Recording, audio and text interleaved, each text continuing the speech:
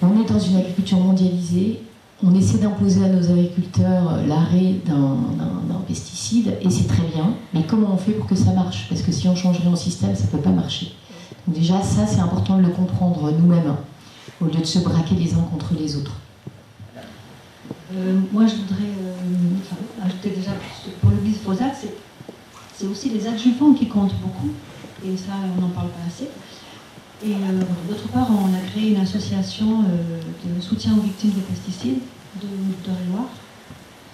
Et on essaye aussi comme ça d'approcher les agriculteurs et de leur faire prendre conscience, parce qu'ils le sont. En fait, ils savent, ils ont des gens dans leur famille qui sont malades, mais c'est l'omerta. Et donc on fait ce travail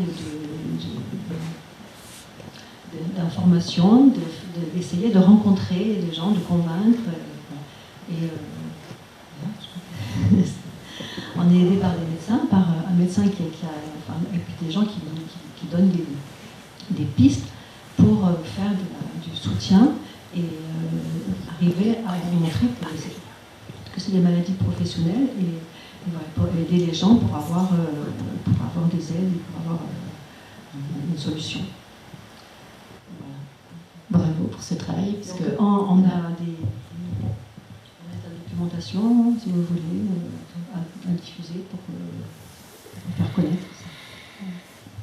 Mais ce qui est très compliqué en fait, et c'est ce que explique aussi Marie-Monique Robin dans ses films, parce qu'elle a beaucoup travaillé, c'est une réalisatrice qui a beaucoup travaillé sur ces questions agricoles, c'est que c'est compliqué pour un agriculteur de croire quand quelqu'un qui n'est pas du milieu lui dit de réduire ses pesticides alors que lui, il faut qu'il assume une production, et s'il perd tout à cause d'une attaque d'un insecte ou de la météo qui change, etc., c'est très compliqué de changer de modèle, parce que ça demande d'avoir d'immenses connaissances en agronomie, et comme l'a dit monsieur, c'est pas forcément ce qu'on a appris aux agriculteurs.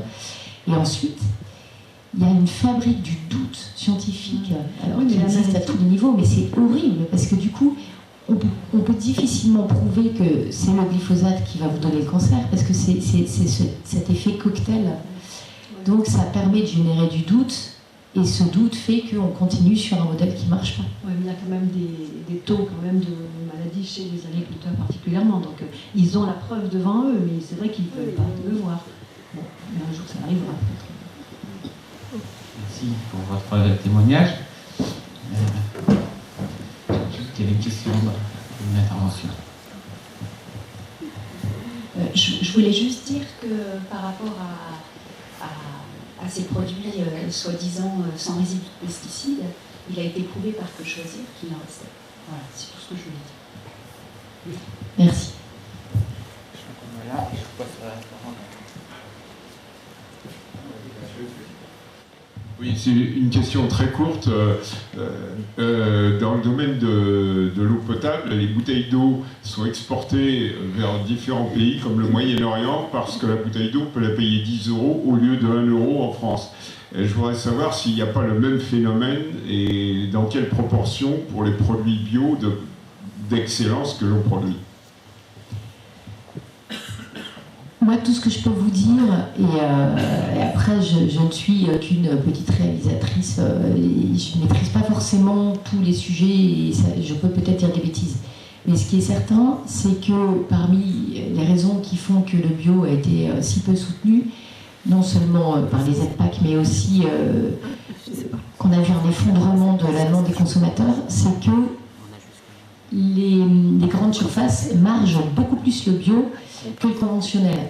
Et ça, par exemple, c'est scandaleux. Ça fait partie du problème qui fait que l'agriculture bio est moins soutenue et qu'il y a plein de personnes qui s'étaient converties au bio et qui en sont revenues parce que ça se vend moins. Mais pourquoi? Parce que là où de la lentille conventionnelle, par exemple, la grande surface va faire une marge de fois 1,5, et ben, il va multiplier plutôt par 3 sur le bio, parce qu'il sait qu'il y aura toujours des gens, plutôt ce qu'on appelle les bobos écolos, qui seront prêts à acheter plus cher.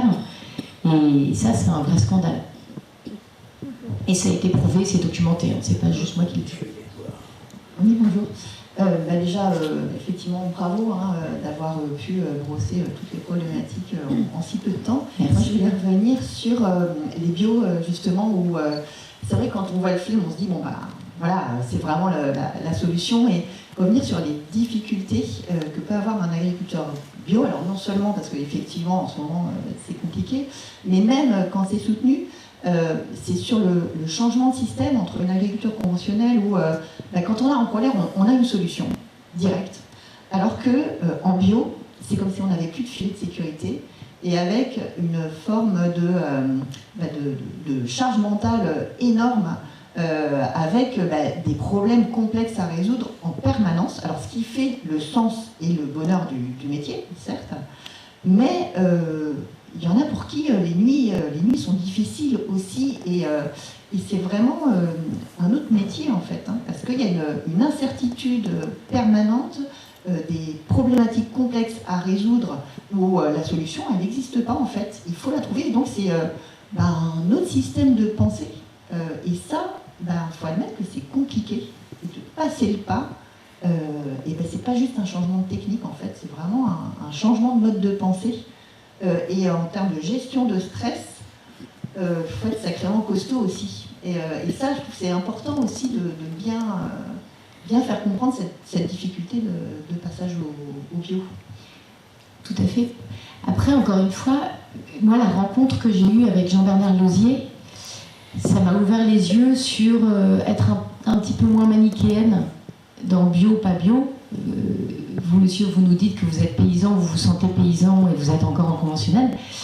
Et Jean-Bernard, finalement, il travaille quasiment comme en bio, mais il tient à rester en conventionnel précisément pour montrer que même en étant dans le circuit conventionnel, on peut être viable économiquement. Et ça l'intéresse plus d'essayer de montrer ça et de faire changer... peut-être que j'avoue que je ne sais plus la proportion exacte de conventionnel par rapport au bio, mais en tout cas, je pense qu'on est au-delà de 80% de conventionnel, largement.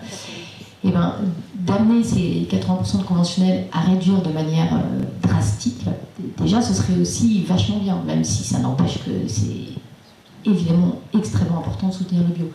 Mais il y a aussi cette tendance lourde à faire baisser. On est quand même un des pays dans le monde qui consomme le plus de pesticides. Donc pourquoi ? Comment on sort de ça ? Comment on arrête de dépenser des millions pour faire croire qu'on fait baisser les pesticides sans réellement s'attaquer au problème, sans offrir les solutions agronomiques aux agriculteurs qui l'en demandent, sans proposer des vraies voies de sortie d'une consommation intensive de pesticides.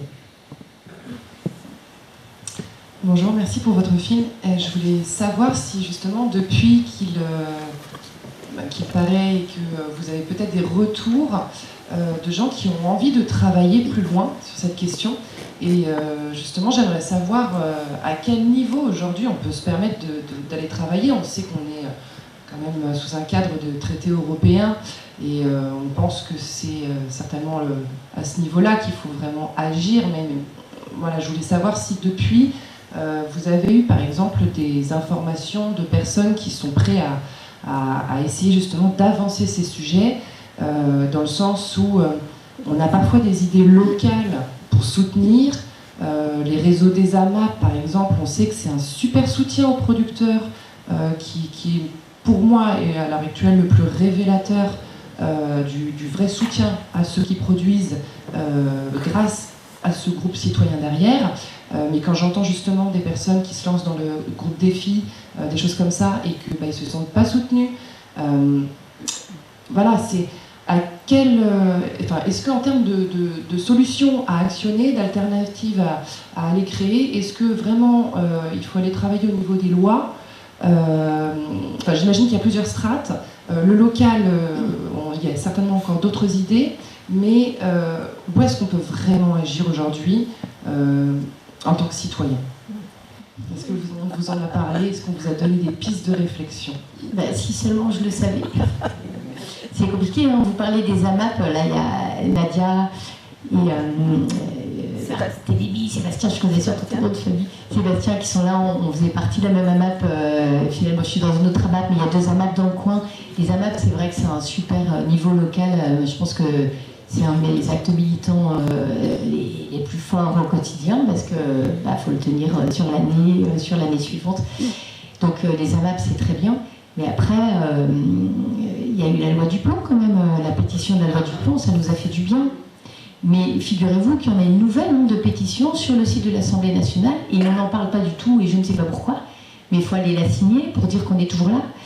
Il y a tous ces actes. Moi, je sais qu'à chaque fois que donc je reçois plein de newsletters entre les Amis de la Terre, la Fondation pour la Nature et l'Homme, parfois ça me saoule un peu, et parfois il faut interpeller les députés, et j'essaie de le faire et de transformer ma lettre, de la personnaliser, et parfois on me répond.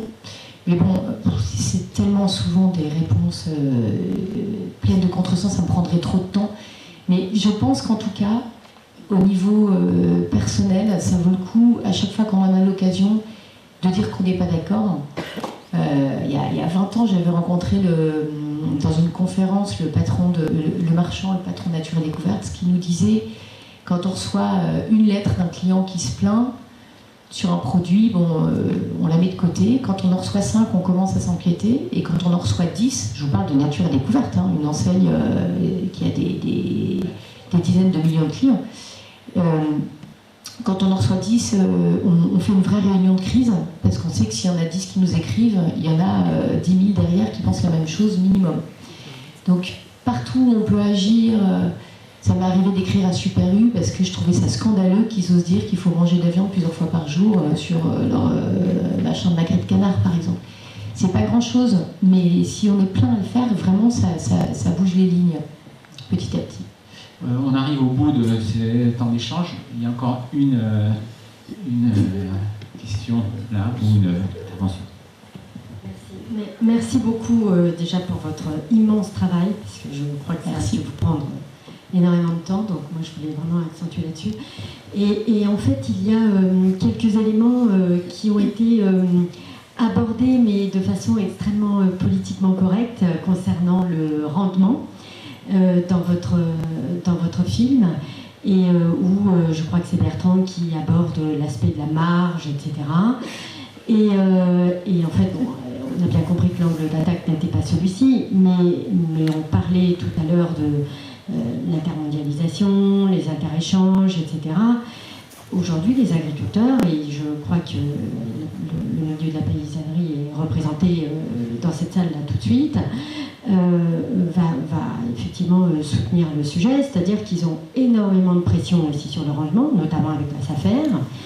Et alors là, c'était peut-être pas le sujet d'en parler, mais on ne peut pas occulter, je crois, ce point, parce qu'il y a toutes les problématiques que vous évoquez, mais il y a toutes ces obligations auxquelles ils doivent répondre, qui font partie aussi d'un point de vue sociétal, environnemental, qui doit répondre à des besoins. Alors, vous allez me dire, c'est beaucoup plus facile de mettre le doigt sur, ou en tout cas pointer du doigt, les anomalies internes de notre pays, plutôt que, comme le disait par exemple Amandine, ou non, c'était Aurélie, je crois, qui disait, oui, on nous montre nous du doigt, mais en clair, il faudrait peut-être qu'on regarde aussi un peu ce qu'on apporte, quoi.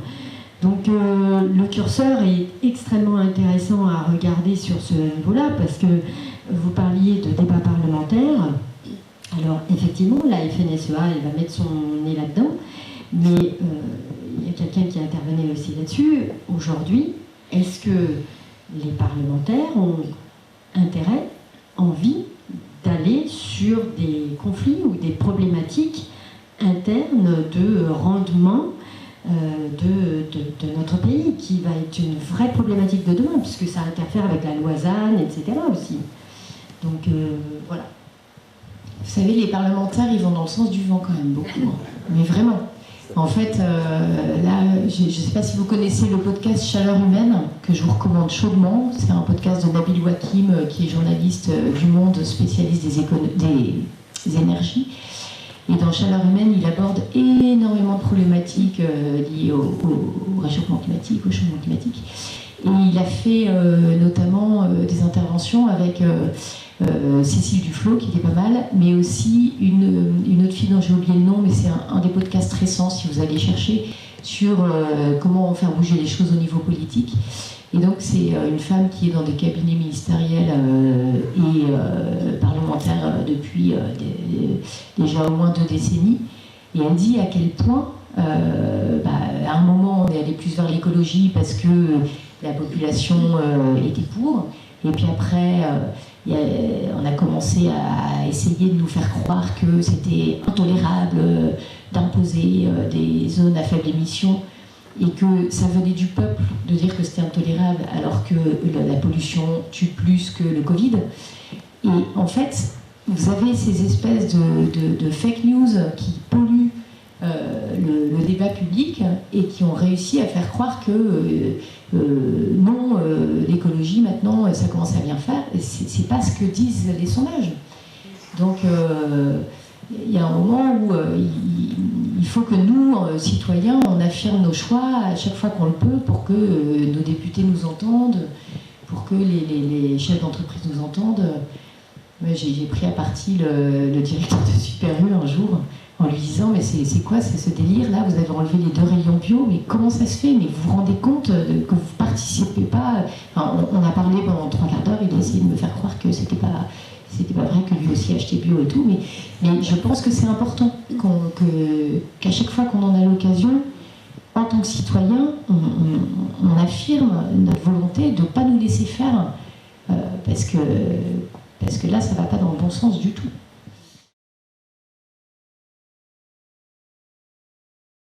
Dans les années 50 et 60, le monde a connu une ascension fulgurante de nouvelles technologies agricoles. Cette révolution verte a augmenté les rendements et nous a promis la prospérité, mais elle a aussi laissé dans son sillage des sols et des eaux pollués, la marginalisation des petits agriculteurs et un effondrement de la diversité biologique et alimentaire. Alors que les paysages agricoles sont devenus de plus en plus uniformes, les habitats naturels ont été perdus, créant les conditions parfaites pour que des maladies dangereuses se propagent aux populations humaines. Que faire maintenant ? Allons-nous continuer à insister sur une agriculture intensive, sur des réglages techniques pour combattre les ravageurs et contrôler notre environnement ? En fait, l'avenir de l'agriculture pourrait être très différent. Partout dans le monde, les communautés convergent autour d'un concept simple mais puissant, l'agroécologie. L'agroécologie est une façon de cultiver avec la nature, et non pas contre elle. Elle renforce la résilience au changement climatique et aux épidémies, en associant différentes plantes et animaux sur la base des connaissances propres aux agriculteurs sur leur environnement local. L'agroécologie ne dépend pas des produits chimiques pour fertiliser les cultures et lutter contre les ravageurs. Elle mise sur la diversité. Et cette diversité dans les champs se traduit par une diversité d'aliments frais et nutritifs pour les communautés. Elle offre aussi des moyens de subsistance résilients, basés sur la coopération, la solidarité et sur des circuits courts qui engendrent des revenus plus justes pour les communautés agricoles. L'agroécologie est une façon d'organiser différemment nos systèmes alimentaires, basés sur un autre ensemble de principes. Alors, allons-nous rester piégés dans le XXe siècle ou allons-nous adopter l'agroécologie comme la prochaine évolution des systèmes alimentaires ?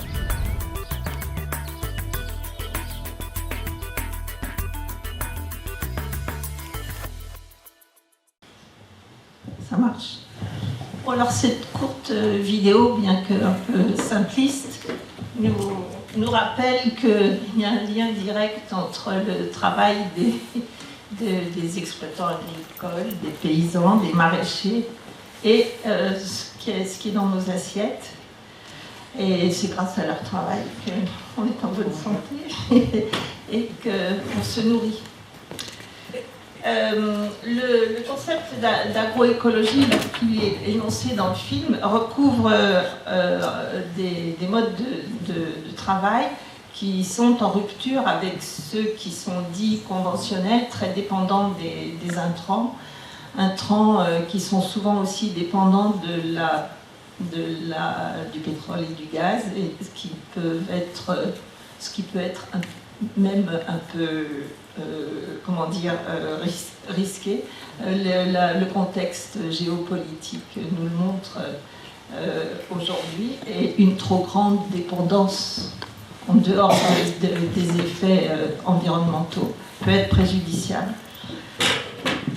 Alors les agriculteurs qui sont réunis ici modifient leurs pratiques, sont tous dans une démarche de transition avec leur façon de faire, avec leur méthode. Certains ont pris comme base de travailler sans aucun intrant. D'autres travaillent justement à modifier le système conventionnel.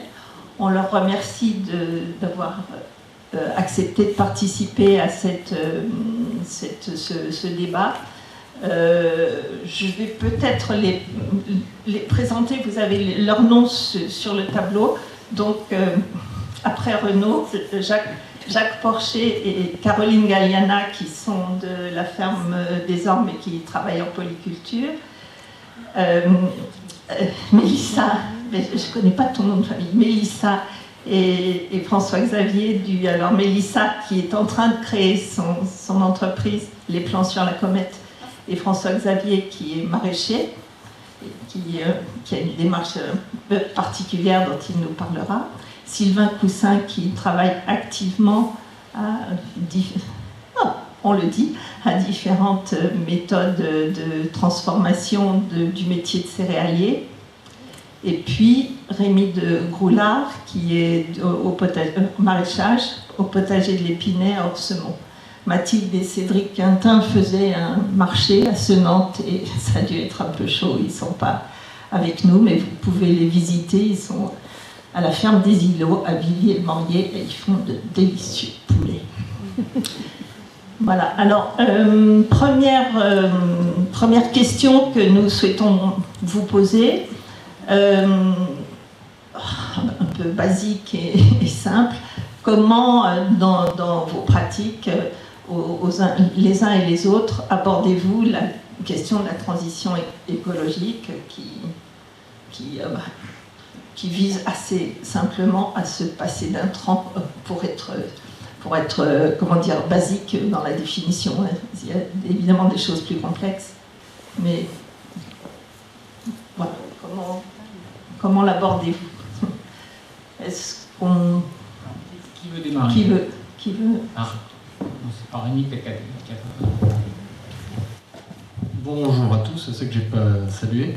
On m'a demandé aussi, du coup, je vais introduire, compléter l'introduction, pour que les termes soient bien clairs aussi sur les notions de, parce que ça fait partie d'une transition aussi, de circuit court et de local notamment, refaire un peu la distinction. Le circuit court, c'est un seul intermédiaire entre le producteur et le consommateur. Ça peut venir de l'autre bout du monde ou de l'autre bout de la France. Mais voilà, il n'y a pas de notion de distance. Et l'idée du circuit court, c'est de réduire le nombre d'intermédiaires. Donc par définition, c'est un seul intermédiaire. Et l'intérêt, il est d'ordre économique pour le consommateur, parce que ça réduit les marges qui sont faites dans les différentes étapes de la logistique, et du coup d'y gagner au niveau économique pour le consommateur. Et pour le producteur aussi, finalement, de pouvoir augmenter un peu plus son prix que de vendre à un grossiste qui va lui embarquer toute sa production, et de gagner un peu mieux sa vie. Le local, donc là pour le coup, ça tombe un peu sous le sens, c'est quelque chose qui vient de pas trop loin. Alors je sais pas, pour vous, peut-être que vous pourrez m'aider s'il y a une définition précise. Je crois qu'en France, on va parler d'une 50aine de kilomètres pour dire que c'est local. Mais par exemple, si j'avais entendu, si on parle du Canada, on parle de 24 heures de route pour dire que c'est local. Avec des autoroutes en ligne droite comme vous l'imaginez en poids lourd, ça peut faire 3000 km et dire que c'est local. J'exagère un peu, mais en tout cas, c'est une question de temps à laquelle on peut mettre pour aller chercher un produit. Ça peut être 24 heures de voiture. Donc ça change d'une région à l'autre de la planète. Je vais faire court, moi, sur la notion de comment on aborde, nous, la transition écologique. Alors nous, on a repris une ferme en 2017 qui était déjà certifiée bio. Je précise tout de suite que pour moi, le label agriculture bio n'est pas du tout une finalité. Aujourd'hui, c'est un moyen d'expliquer un petit peu ce qu'on fait sans dépenser trop de salive, parce que ceux qui s'informent un peu sur le bio savent en quoi ça consiste. Mais n'empêche qu'on retrouve quand même les grandes lignes, nous, qu'on fait, mais de manière complètement naturelle de notre côté, à savoir pas d'intrants chimiques, donc des intrants organiques, du fumier, qui soit industrialisé ou du fumier frais. Après ça, c'est au choix du producteur. Et pareil, du coup, pour les produits de traitement, l'idée, c'est de ne pas traiter avec des produits d'origine pétrochimique. Il y a des dérogations pour le bio, mais nous, dans la ferme, même si le label peut le permettre, on ne l'utilise pas. Et c'est déjà un bon début pour nous. Après, on pourra reparler s'il y a beaucoup l'aspect énergie et tout ce qui vient du pétrole. On utilise par contre du paillage, mais qui sont des paillages en plastique parce qu'il n'y a rien de plus efficace aujourd'hui pour empêcher les herbes de pousser ou de garder un peu d'humidité, des choses comme ça. Et puis après, pareil, est-ce qu'on viendra un jour à devoir, et pas forcément vouloir, mais se passer du pétrole ou du moins en utiliser le moins possible, y compris pour les tracteurs qu'on utilise. Donc ça, il y a d'autres technologies à venir là-dessus. Et pareil, mis en place par nos prédécesseurs, et ça nous va très bien, sinon je l'aurais peut-être fait aujourd'hui, c'est qu'on a 200 mètres carrés de photovoltaïque sur le hangar de la ferme, qui depuis 2008 par contrat sont revendus à EDF, mais dans 2 ans le contrat se termine, et là on va passer dans toute une démarche d'autoconsommation au maximum, et du coup de revoir peut-être aussi le fonctionnement de notre chambre froide, de peut-être passer sur des véhicules électriques pour aller faire les marchés plutôt qu'un véhicule gasoil, etc. Donc il y a encore à faire, et on n'a pas d'imagination pour ça, mais chaque chose en son temps. Merci. Je passe la parole peut-être à Caroline et à Jacques. Bonjour à tous, donc Sylvain Coussins, j'ai la voix qui porte en plus. Donc moi je suis quasiment le seul grand producteur de grande culture du quartier avec Jacques qui est en polyculture, qui fait du maraîchage. Donc comment aborder la situation, la solution pour vers l'agroécologie? C'est quelque chose d'assez compliqué en soi puisque on vient du passé avec beaucoup de chimie, beaucoup de méthodes, comme ça a été dit, la révolution verte. Donc aujourd'hui il faut prendre un cap qui est totalement autre. Donc aujourd'hui on entend beaucoup parler de monoculture, mais c'est pas qu'une monoculture dans les parcelles. Aujourd'hui l'agriculture conventionnelle travaille souvent dans ce secteur ici de 3 cultures. On est en blé, orge, colza principalement, effectivement en production intensive, mais qui répond à une demande quelque part aussi d'un modèle qui doit aussi évoluer, c'est-à-dire qu'on produit en quantité à des prix assez faibles, puisqu'il faut savoir quand même que la chimie aujourd'hui nous permet d'avoir des gains de productivité, alors, qui changent avec le changement climatique bien évidemment, mais dans le passé on avait quand même une puissance de feu qui était importante en production en quantité. Donc bon, j'ai anticipé certaines choses, parce que compliqué. Comment dire, au niveau du climat, ça va changer assez vite, probablement, donc il va falloir s'adapter. Tout à l'heure, vous l'avez cité à juste titre, tout ce qui est ressources énergétiques, on est sur des énergies fossiles, ça va évoluer plutôt vers la diminution, et la raréfaction va faire la cherté. C'est effectivement un des éléments importants à intégrer. Donc j'ai pris la décision il y a quelques années, mais ça faisait longtemps que je travaillais sur le projet. Je suis ce qu'on appelle en agriculture de conservation des sols. C'est quelque chose de totalement différent. On est encore moins nombreux que les agriculteurs en bio en France. On est autour de 2%. Il n'y a quasiment pas de SAT de fait puisqu'on n'est pas topé. On n'a pas de label spécifique. C'est surtout quelque part une forme de philosophie. C'est un engagement de travail. Tout à l'heure j'entendais effectivement l'évolution technologique. Moi, mon principal évolution technologique, déjà, c'est mes bottes. C'est l'agronomie, c'est-à-dire c'est d'aller voir ce qui se passe sur le terrain, c'est suivre régulièrement, c'est la prise de contact. Donc dans l'agriculture de conservation des sols, c'est-à-dire qu'on va travailler sur la base de l'agriculture, c'est l'agronomie. C'est pas 3 cultures, c'est plus que ça. C'est-à-dire qu'il y a des cultures qui ont des intérêts. Par exemple, on prend un exemple concret, le sarrasin, qui est traditionnellement plutôt fait, on va dire, en Bretagne, en France, mais il faut savoir que dans les pays de l'Est, ils le consomment d'une façon différente aussi, mais il y a des grandes surfaces de fait, et aujourd'hui on est importateur. Donc le sarrasin a un effet, ce qu'on appelle allélopathique. Il a des intérêts, par exemple, sur d'autres adventices, donc les plantes qu'on ne souhaite pas avoir dans notre culture, quelque part, parce que quand on a plusieurs plantes, il faut faire attention, c'est du management des plantes, puisqu'on a des effets concurrentiels. Il y a des plantes qui sont très prégnantes dans les parcelles. On peut en prendre un problème actuel qui n'est pas lié qu'au local, mais qui est lié au national. Dans les céréales, c'est notamment le raiegras. Parce que le raiegras s'est adapté, lui, il n'a pas attendu l'homme. Le raiegras, on sait très bien si vous voulez faire de la prairie, mais quand on va faire pousser du blé, c'est quand même un peu plus compliqué, sachant qu'on est dans les mêmes familles. Donc le raiegras, il s'est adapté à la fertilisation azotée qui est élevée, et ainsi de suite. Et aujourd'hui, la chimie arrive tout doucement au bout, et le changement climatique avec plus de pause hivernale, ça a un effet effectivement à la fois sur les insectes, mais aussi sur les végétaux. Et ça, c'est quelque chose qu'il faut apprendre à gérer. Et l'agronomie permet de nous aider aussi à ça, parce qu'on peut alterner des cultures semées. On m'a coupé le micro. La censure. Ça arrive, il faut s'adapter, c'est tout. Changement de micro, c'est un petit peu comme dans mon métier, on s'adapte. Et donc voilà, il faut apporter donc, plusieurs cultures, comme je disais. Et donc ça peut être des semis d'automne qui peuvent être faits au mois d'octobre par exemple, et des semis de printemps, ce qui va rompre les cycles des adventices, enfin et perturber un ensemble de choses sans déséquilibrer. Et ensuite, c'est le travail du sol. Moi, je ne laboure pas. J'ai encore une charrue, je la conserve historiquement, parce qu'elle peut servir, la charrue. Il y a des pathogènes qui reviennent, parce qu'on le voit, suite à la baisse de la chimie, on a des pathogènes qui arrivent sur les céréales, c'est-à-dire que vous avez l'ergot. L'ergot, vous pouvez regarder dans l'histoire, notamment au Moyen-Âge, l'ergot dans les céréales pose des problèmes effectivement de santé assez forts, puisque c'est un alcaloïde qui est détenu dedans.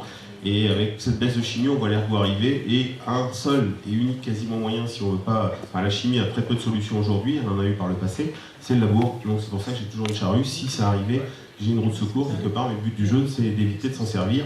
Et donc pour éviter ces problèmes, si on prend l'ergot, c'est rallonger les rotations, c'est-à-dire entre deux blés, par exemple, au lieu que ça revienne tous les 3 ans, si on est dans le principe actuel, c'est d'allonger effectivement cette rotation-là.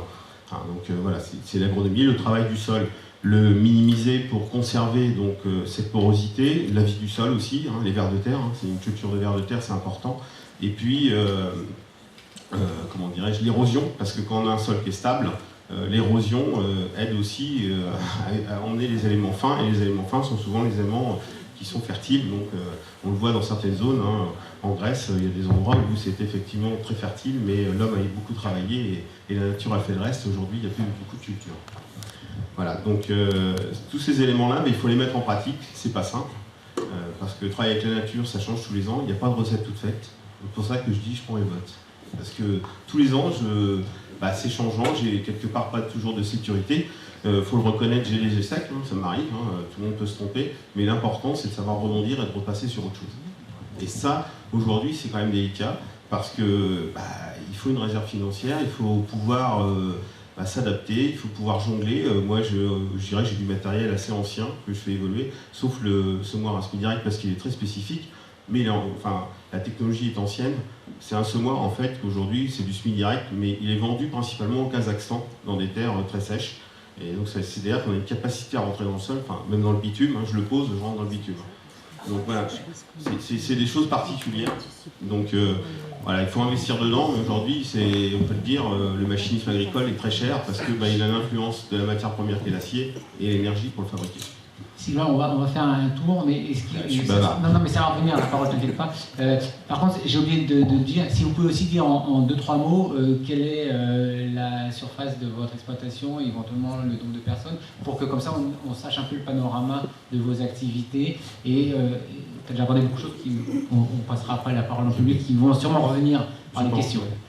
Voilà, donc voilà, la surface de mon exploitation, c'est 190 hectares de céréales. Aujourd'hui, dans le secteur, à une époque, c'était important. Aujourd'hui, je suis dans une exploitation qui n'est pas si grande que ça pour le secteur. Il y a des gens qui ont 400-500 hectares autour. Après, ça a été un choix stratégique de ma part de ne pas augmenter la surface, mais d'être plutôt technique et d'évoluer justement sur ce principe-là d'agriculture de conservation des sols. Donc je ne pouvais pas faire les deux en même temps, et ça m'aurait augmenté les risques en tant que tel. Combien de personnes sur l'exploitation ? Moi tout seul en fait. D'accord. Et je ne fais pas que ça en plus. Ok. Bon, donc on va passer la parole à François-Xavier. Bonjour à tous. Donc je suis maraîcher depuis 2019 sur petite surface au départ, et aujourd'hui on est sur 30 hectares à Saint-Lucien.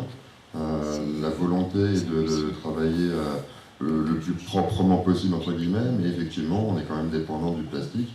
On a des bâches aussi forcément, motoculteurs. On a un petit souci pour avoir des serres à cause du PLU, et on est un peu embêté, donc il faut qu'on demande la modification du PLU pour pouvoir mettre des serres. Donc on n'est pas aidé, mais le but du jeu, dans une serre on est vite trop chaud, donc bosser dans une serre c'est pas non plus forcément super agréable, même pour l'humain. Donc la volonté était de partir et de faire des légumes en plein champ. Et c'est vrai que la petite serre serait quand même pas mal. Le terrain a été organisé de telle façon qu'il permet une autonomie. On a planté beaucoup d'arbres tout autour. On a une réserve de sous-losier qui permet aussi d'avoir du BRF régulièrement dans la saison. Et la moitié du terrain est en luzerne. Qu'est-ce que c'est que le BRF pour ceux qui ne connaissent pas ? Le BRF, le bois raméal fragmenté. En fait, c'est des jeunes pousses de l'année qui sont pleines d'azote Et une fois broyé, ça nourrit toutes les plantes, les animaux qui sont dans le sol et qui, eux, après, vont nourrir nos plantes. Donc le but du jeu, effectivement, c'est de limiter les intrants et d'avoir une fertilité du sol travaillée d'année après année pour avoir une fertilité naturelle, on va dire.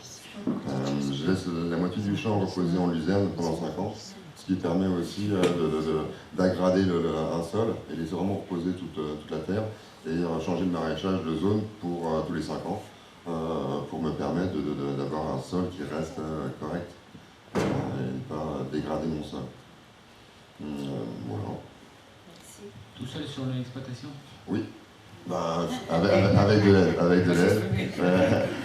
Avec de l'aide, je propose du woofing régulièrement.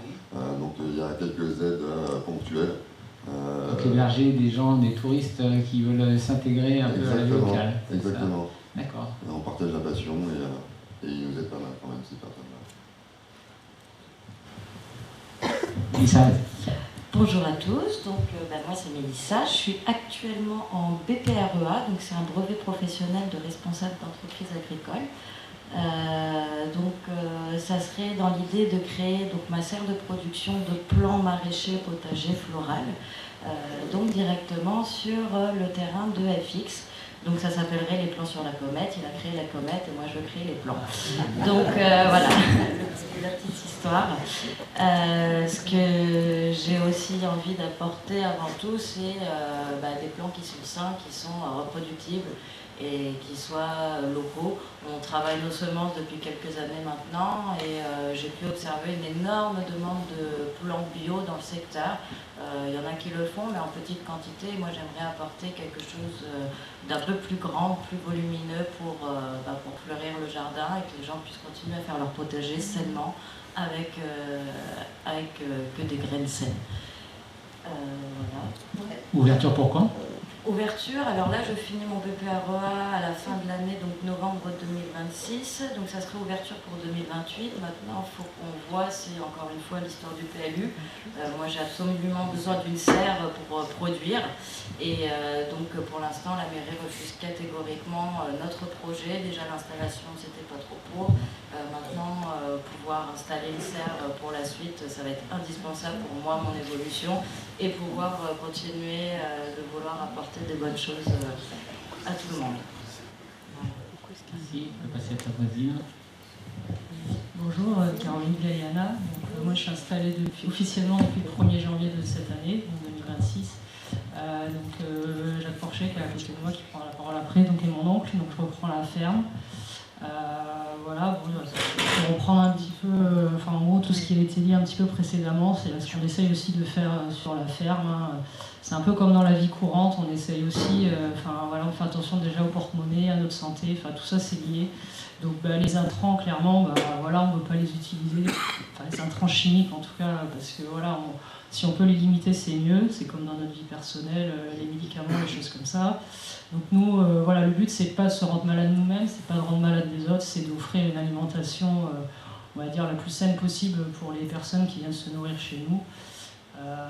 Après, il parlait tout à l'heure du circuit court, du local, donc essayer de développer aussi, de se faire connaître, parce qu'en fait, ce matin on a vu un film, on disait que les agriculteurs, il faut nourrir le monde. Bon, moi je n'ai pas du tout cette prétention-là, je me dis déjà, localement, même mon village, je me dis que s'ils venaient tous à la ferme, je pense que j'aurais pas la production suffisante en une année pour nourrir tous les habitants, ne serait-ce que de la commune où je vis. Je pense qu'on parlera beaucoup peut-être plus de la transmission tout à l'heure, qui est un autre sujet. Mais en tout cas, sur la transition, c'est assez complexe. On a aussi des problématiques liées à l'eau. Moi, c'est quelque chose qui me tient aussi à cœur. On parle beaucoup des engrais, des phytos. C'est vrai que c'est un gros sujet, mais l'eau, pour moi, c'est aussi un sujet très très important. Mais bon, je pense que c'est un autre débat. Mais en tout cas, il y a plein de choses pour améliorer. Rémi parlait de l'énergie aussi, des panneaux solaires. On est très dépendant dans le milieu agricole de plein de choses et il faut qu'on arrive à sortir de cette dépendance, mais clairement c'est pas si simple que ça. On essaye au maximum, on a des engins pour faciliter notre quotidien aussi. Après de là en ressortir, c'est pas si simple. Mais en tout cas on essaye nous sur la ferme de faire au mieux pour avoir une transition, puis d'avoir un outil de travail agréable et puis voilà, puis la santé qui est importante aussi. Voilà. Je laisse la parole à bonjour pour ceux que j'ai pas vus ce matin.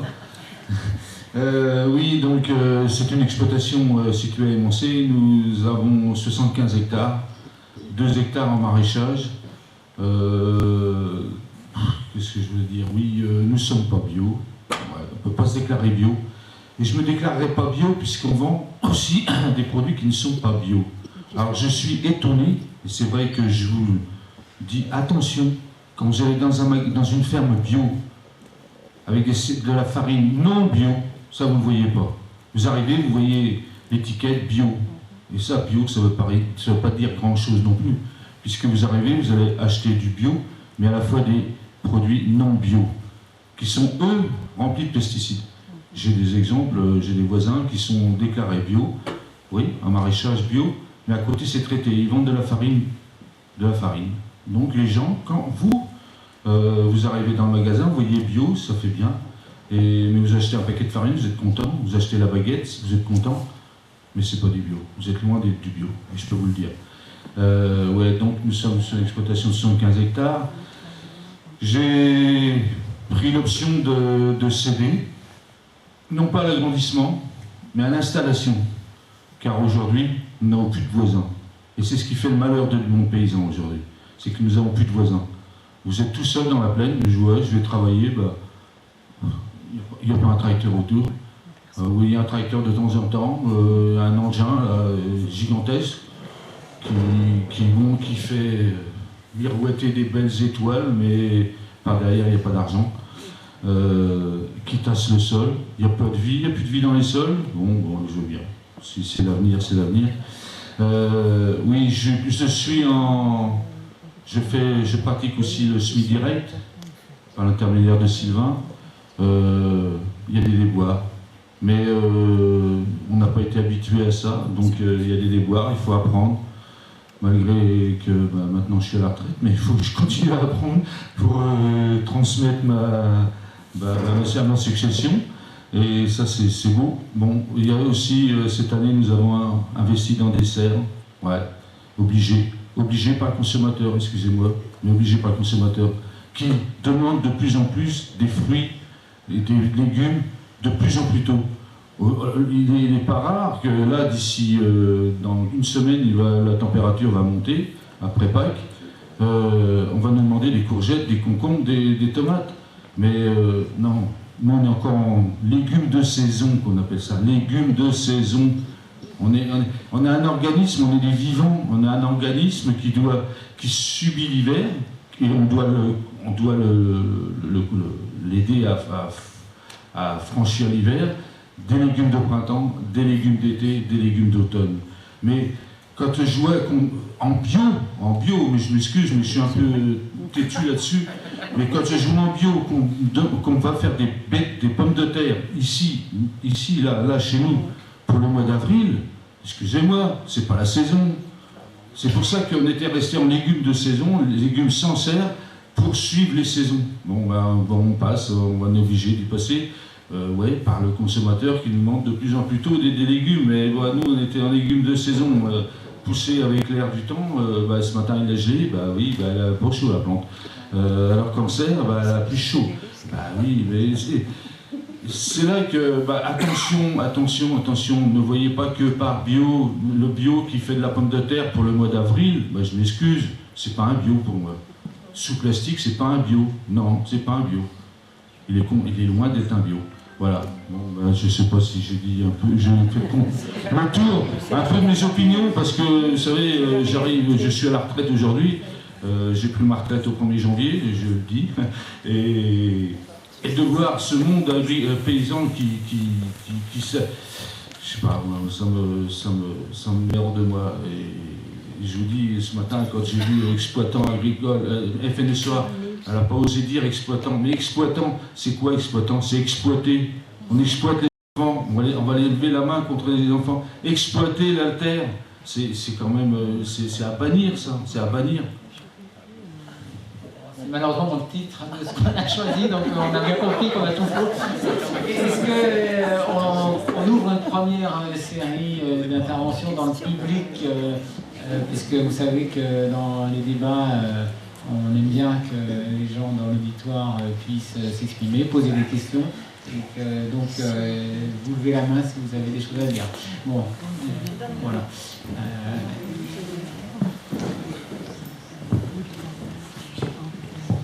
Bonjour, merci à vous. On s'aperçoit que dans notre région, le maraîchage, c'est très très intéressant de vous connaître, parce que si on ne fait pas nous-mêmes la propre démarche d'aller un peu voir ce qui se passe autour de nous, ben vous êtes assez inconnu en réalité. Voilà, si on a une fibre un peu d'aller chercher quelque chose qui va être plus sain, c'est le bouche à oreille, etc. Mais quand on s'aperçoit les ressources qu'il y a autour ici, et qu'on ne retrouve pas dans le commerce traditionnel, j'allais dire, sans parler de l'hyper-supermarché, mais le petit commerce qu'on pourrait facilement... Par exemple, je ne vois pas sur le marché d'Épernon. Je connais un certain nombre, je vais à la ferme d'Orsemont, je ne connaissais pas la ferme des Mancé. Vous voyez, je connais certaines AMAP.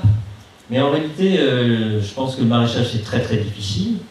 Et donc, peut-être que pour vous, entre faire le commerce et faire votre activité, ben, ça demande encore plus d'implication. Et pour nous qui avons envie de manger des produits sains, ben, c'est pas si simple d'aller à votre rencontre. Et je vois bien dans certaines régions, dans les Deux-Sèvres, en Bretagne, il y a des très très grands marchés, là je parle de certaines villes. Et bon, ici, on a du mal à avoir l'accessibilité tout de suite à quelque chose de sain. Et surtout dans le maraîchage où finalement, on va, oui, par réflexe, on va dans les grandes surfaces. On a deux exploitants maraîchers qui veut réagir à ça. Rémi, peut-être? Et comme ça, tu nous décris aussi un peu ton exploitation. Oui, pardon, c'est vrai que moi je n'avais pas décrit la ferme. On a du coup, on exploite, donc on cultive sur 3 hectares, dont un peu plus d'1 hectare de serre. Alors c'est du verre, c'est pas du plastique, je suis désolé, je ne sais pas très bien pour la planète quand même. Et nos patates, on les a qu'au mois de mai, donc ça va, c'est pour mais non, mais c'est peut-être paradoxal. Question de génération aussi, je partage un peu le mode de pensée de Jacques. Même si je suis avec un label bio et j'essaie de sortir des patates primeurs le plus tôt possible, même si on n'est pas encore à l'île de Bâle ou à Noirmoutier. Mais effectivement, on répond à une demande. Et ce qui rejoint la partie commercialisation, c'est vrai que c'est une part importante de notre emploi du temps. C'est presque la moitié du temps de la semaine. Entre préparer des paniers pour les AMAP et nous, on fait de la vente à la ferme aussi. Ce qui fait peut-être bizarre en fait de ne pas nous trouver sur les marchés, je parle pour ma ferme mais je pense que c'est pareil pour ceux du coin, c'est parce que nous on a cette facilité, on a repris une ferme, mais on avait une notoriété avant de reprendre qui fait qu'on n'a même pas besoin de faire de publicité, effectivement, comme il y a une demande qui est peut-être un peu supérieure à l'offre sur ces types de produits que les producteurs vendent eux-mêmes, on n'a pas besoin de faire de publicité et il y a du monde chez nous tous les samedis. Et on a des AMAP, alors ça a un peu changé, mais il y a des AMAP qui ont arrêté, d'autres qui ont repris, etc. Mais le système de panier marche très bien aussi. Et c'est pour ça. Alors ça me rend presque triste parce que moi, il y a à la fois, vous le sentez peut-être, mais on est ici parce qu'on aime parler de notre métier. Et l'idée d'un marché, c'est aussi un lieu d'échange où on peut aller expliquer ça. Et puis en fait, comme on n'a même pas besoin de trop faire d'efforts pour vendre nos produits, ça nous coupe un peu de ça. Je me suis fait cette réflexion parce qu'hier, donc je suis associé avec un de mes frères aussi, c'est important de préciser. Hier, c'était pas mon jour de travail, j'étais en famille et je suis allé me promener sur le marché de Rambouillet, où il y avait aussi la convivialité d'une place de marché d'une petite ville comme Rambouillet. Et je me disais, mais c'est fou, c'est que là-bas, il y a des maraîchers qui viennent des Pays de Loire faire le marché de Rambouillet, pendant que moi je reste tranquillement à la ferme. Et c'est ce que je disais à un moment pour taquiner des Rambolitains qui me disaient, mais pourquoi vous n'êtes pas sur le marché de Rambouillet? Je leur disais, c'est juste une question de confort, en fait, c'est que j'ai pas besoin de charger un camion à 5h du matin le samedi, moi j'ouvre la porte de mon hangar et les gens arrivent. Je dis, si vous nous boycottez, en les taquinant, il faudra peut-être que je me déplace dans les centres-villes. Mais quand bien même, la réflexion est amenée là, sur du moyen long terme, on la vit un petit peu en ce moment. On le sait, on a une clientèle qui a quand même un pouvoir d'achat conséquent, mais et j'en parlais aussi, mais Florence, je t'en avais déjà parlé aussi, c'était mon sujet en BTS à l'époque. de la réflexion autour de Rambouillet, que ceux qui veulent consommer des produits dans les fermes font tout le tour du canton et puis dépensent un peu de carburant. Nous, on a redéveloppé un petit peu de cohérence en proposant des producteurs de venir à la ferme. Donc il y a un volailler, il y a un éleveur de bœuf qui vient, il y a un dépôt de pain de la boulangerie de Gazan qui vient, etc. Donc c'est pour pas justement d'avoir à faire 3 fois le tour du canton, on vend les produits de la bergerie nationale aussi, etc. Mais il y a cette réflexion-là, et en ce moment je me la repose, même si ça ne va pas être banqueroute demain, avec la hausse du prix de l'essence du jour au lendemain. Peut-être qu'il y a la moitié de mes clients qui vont dire « Oh là, ça fait peut-être un peu cher, je ne vais pas m'embêter, je vais prendre mes légumes à Carrefour ce coup-ci. » Même s'il y en a qui viennent aussi par conviction et juste pas pour la balade. Mais il y a toute cette réflexion-là qui se pose par rapport au prix du pétrole, et aujourd'hui c'est une crise conjoncturelle, mais de manière structurelle aussi, et la question va se poser à plus long terme.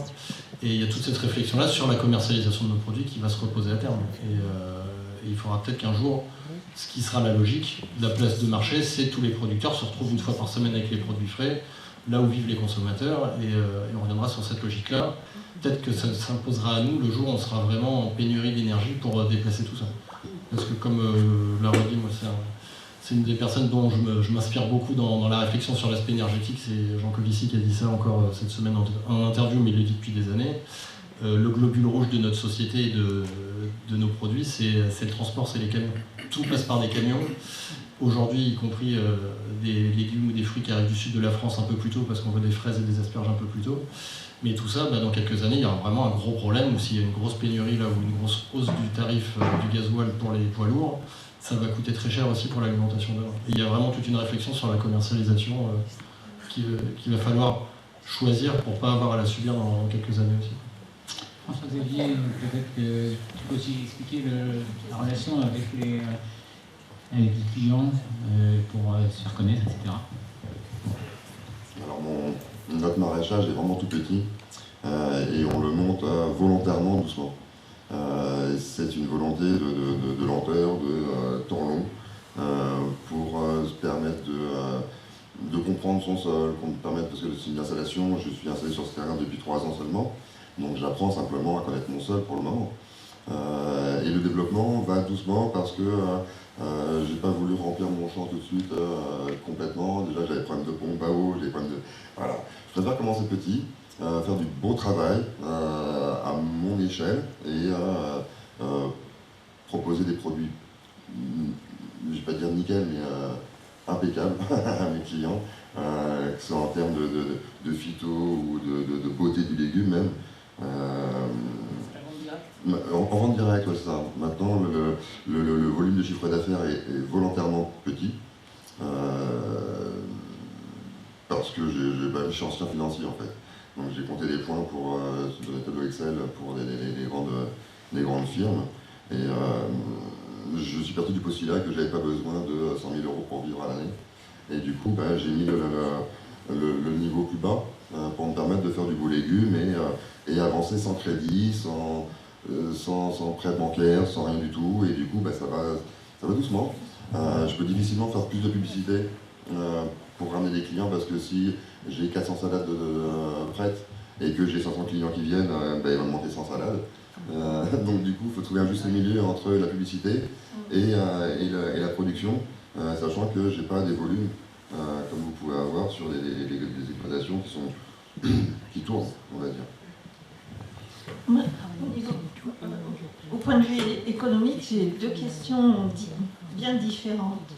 L'une plutôt pour vous, Sylvain, et puis l'autre plutôt pour le maraîchage. Il y a une chose qu'on ne connaît pas, c'est la façon dont sont fixés, enfin, je ne sais pas, peut-être vous connaissez, mais moi je ne connais pas la façon dont sont fixés les prix auxquels vous vendez les céréales. Et c'est en en parlant avec, c'était avec Romain Lopiteau en l'occurrence, qui me disait, c'était au mois de novembre, qu'il était catastrophé parce que les prix qui étaient imposés étaient ridicules, enfin étaient très bas, étaient faibles, et j'ai été surprise de cette réalité. Donc ça serait peut-être intéressant que vous puissiez nous éclairer un peu là-dessus. Oui, ça marche assez simple en fait. Le cours du blé par exemple, il est mondialisé en fait. C'est le marché financier qui fait les prix avec des intervenants. Il y a des spéculateurs Il y a aussi la géopolitique qui joue énormément. On a deux outsiders qui ne nous simplifient pas la tâche en ce moment. On a les US et puis les Russes. À savoir que les Russes, ils ont quand même une capacité avec le changement climatique à leur redonner des terres cultivables. Et il ne faut pas se voiler la face. L'alimentaire, c'est aussi une arme de guerre. Donc la spéculation et ces changements de choses-là font que effectivement le prix là en ce moment est extrêmement bas parce qu'il y a tous ces invisibles qui viennent influencer sur le marché. Et moi aussi, je suis ancien financier, je sais comment ça marche. Il y a des choses dont on ne peut pas y jouer plus que ça, mais c'est malheureux, on joue à la bourse avec l'assiette quand même. C'est quand même ça aujourd'hui. Et c'est ça qui donne la température en fait, de nos céréales qui sont achetées via les réseaux locaux, les coopératives. Mais aujourd'hui en France, il y a un contexte qui est spécifique. On a Invivo qui détient toutes les coopératives. On a une forme de monopole des coopératives. Et les coopératives n'ont plus que le nom. Avant, c'était les agriculteurs qui décidaient, mais quelque part aujourd'hui, c'est plus la finance qui décide que les agriculteurs. Donc oui, c'est un problème. Et le problème, si je prends les décisions qui ont été prises avec l'Europe, notamment lors du conflit russo-ukrainien, on a dit on ferme les portes au gaz. Le gaz, eux, ils s'en moquent, ils en ont, ils utilisent des engrais azotés, ils produisent plus. Enfin bon, il y a des effets de manche comme ça qui apparaissent et qui ne nous simplifient pas la tâche. Et c'est vrai que retrouver quelque part une forme de circuit court ou local, c'est un avantage quelque part. Déjà, il y a le contact avec le consommateur, et c'est un échange important, je pense, parce qu'on comprend ce qu'il veut et puis on peut aussi comprendre ce qu'on fait. Parce qu'il y a beaucoup de tensions, on voit dans la presse et autres, voilà, on a des fois les pesticides et ainsi de suite. Mais c'est comme tout, quand on commence à gratter et qu'on creuse, les choses ne sont pas si simples que ça. Et c'est même très compliqué, on peut essayer de les faire avancer. Et là, c'est là que je partage, pour faire avancer des choses, il faut assez plutôt lentement, parce que nous, on travaille avec du vivant, et c'est sur le temps long. Et aujourd'hui, on est confronté à un problème où le volet politique est sur le temps très court. Il faut faire des annonces, il faut que tout aille vite. Et c'est là où, effectivement, il y a un problème qui fonctionne difficilement. Nous, on avance à notre vitesse, parce que la nature nous impose des rythmes, il faut respecter les saisons. On a des technologies où on pourrait ne pas les respecter, mais je trouve que c'est pas cohérent. Il faut travailler avec la nature et pas contre elle. Et il faut la comprendre, et elle évolue avec le changement climatique aussi. Et donc tout ça, ça intervient sur nos prix des céréales. Et là, c'est vrai qu'actuellement, globalement, le modèle du passé qui est encore très présent en agriculture ultra intensive, avec des intrants qui sont assez élevés, là, c'est des modèles qui sont à perte en ce moment. Et ça, c'est un réel problème. C'est pas évident de sortir de ce modèle-là, et il faut essayer. C'est pour compléter ce qu'avait dit la personne, mais je reviens à ce que disait un peu François-Xavier, c'est-à-dire qu'effectivement, on n'est peut-être pas forcément connu dans la région. Alors nous, on fait aussi de la vente à la ferme, sur la partie maraîchage, sur la partie grande culture, on est comme Sylvain, on travaille en coopérative avec les problématiques qu'il vient d'évoquer, donc je ne vais pas répéter. Sinon, effectivement, on est bloqué aussi en termes de volume, on aimerait bien faire des marchés, se faire peut-être un peu plus connaître, mais en fait on peut pas, en tout cas nous à notre échelle on peut pas, parce qu'en termes de volume de légumes il faut fournir, et au-delà de ça, ça prend aussi du temps, la commercialisation, on consacre des heures ou des jours suivant l'organisation des fermes, plusieurs heures par semaine ou plusieurs jours par semaine à la commercialisation, mais il y a aussi un temps de production qui est quand même assez élevé, et c'est vrai que la commercialisation n'est pas forcément si simple pour nous, et c'est peut-être pour ça que vous ne voyez pas forcément. Et comme disait Rémi, nous, on a aussi la chance d'avoir du monde qui vient nous voir à la ferme, et on a quand même malgré tout un petit renouvellement de clientèle, entre guillemets, de consommateurs qui viennent, des jeunes en particulier, ça fait plaisir. Donc voilà, on a cette chance-là pour le moment. Après, voilà, avec les problématiques qu'a évoqué aussi Rémi, avec les problèmes de carburant, etc. Enfin, les questions vont se poser, est-ce que les clients vont continuer à venir à la ferme, faire leur circuit, tout ça, c'est des nouvelles problématiques qui apparaissent en plus de celles qu'on a actuellement. Voilà. J'avais une deuxième question au niveau économique, c'est l'introduction et puis aussi le développement de la transformation de ce que vous produisez, c'est-à-dire que le paysan cultive un certain type de produit et produit autre chose, de la farine, des pâtes, des conserves, surtout pas mal de conserves par rapport ou des confitures, par rapport aux productions de maraîchage. Est-ce que ça, vous sentez que c'est une évolution, cette transformation du produit? Est-ce que c'est une aide, comment dire, pour nous, un complément qui assoit un développement. Nous, on a fait depuis 1 an et demi, on a commencé à transformer des produits, fait faire transformer des produits à une structure d'insertion, des excédents qu'on avait eu principalement sur la saison estivale, donc en tomates, courgettes, donc on a fait de la transformation. Alors pour le moment, on n'a pas forcément le vrai retour, voilà, c'est vraiment le début, on est loin de vendre du produit transformé à l'heure d'aujourd'hui. Peut-être dans le temps, ça sera peut-être un petit peu plus. Après, c'est vrai que moi, les gens qui viennent à la ferme sont des personnes qui font la cuisine, qui épluchent leurs légumes, etc. Après, c'est vrai que si demain on proposait peut-être des soupes toutes faites, peut-être qu'ils achèteraient. Bon, par contre, le coût n'est pas forcément le même, parce que du coup, pour les bocaux, on en a fait faire, ça a quand même un coût. On fait faire ça à une structure d'insertion, donc c'est vrai qu'on les vend malgré tout à un coût assez élevé. Donc faire sa propre sauce tomate coûte moins cher que d'acheter un pot, mais de temps en temps, ça peut dépanner, effectivement. Mais, voilà, pour le moment, nous, Enfin, c'est très léger ce qu'on fait en transformation. Je ne sais pas si Fix et Rémi.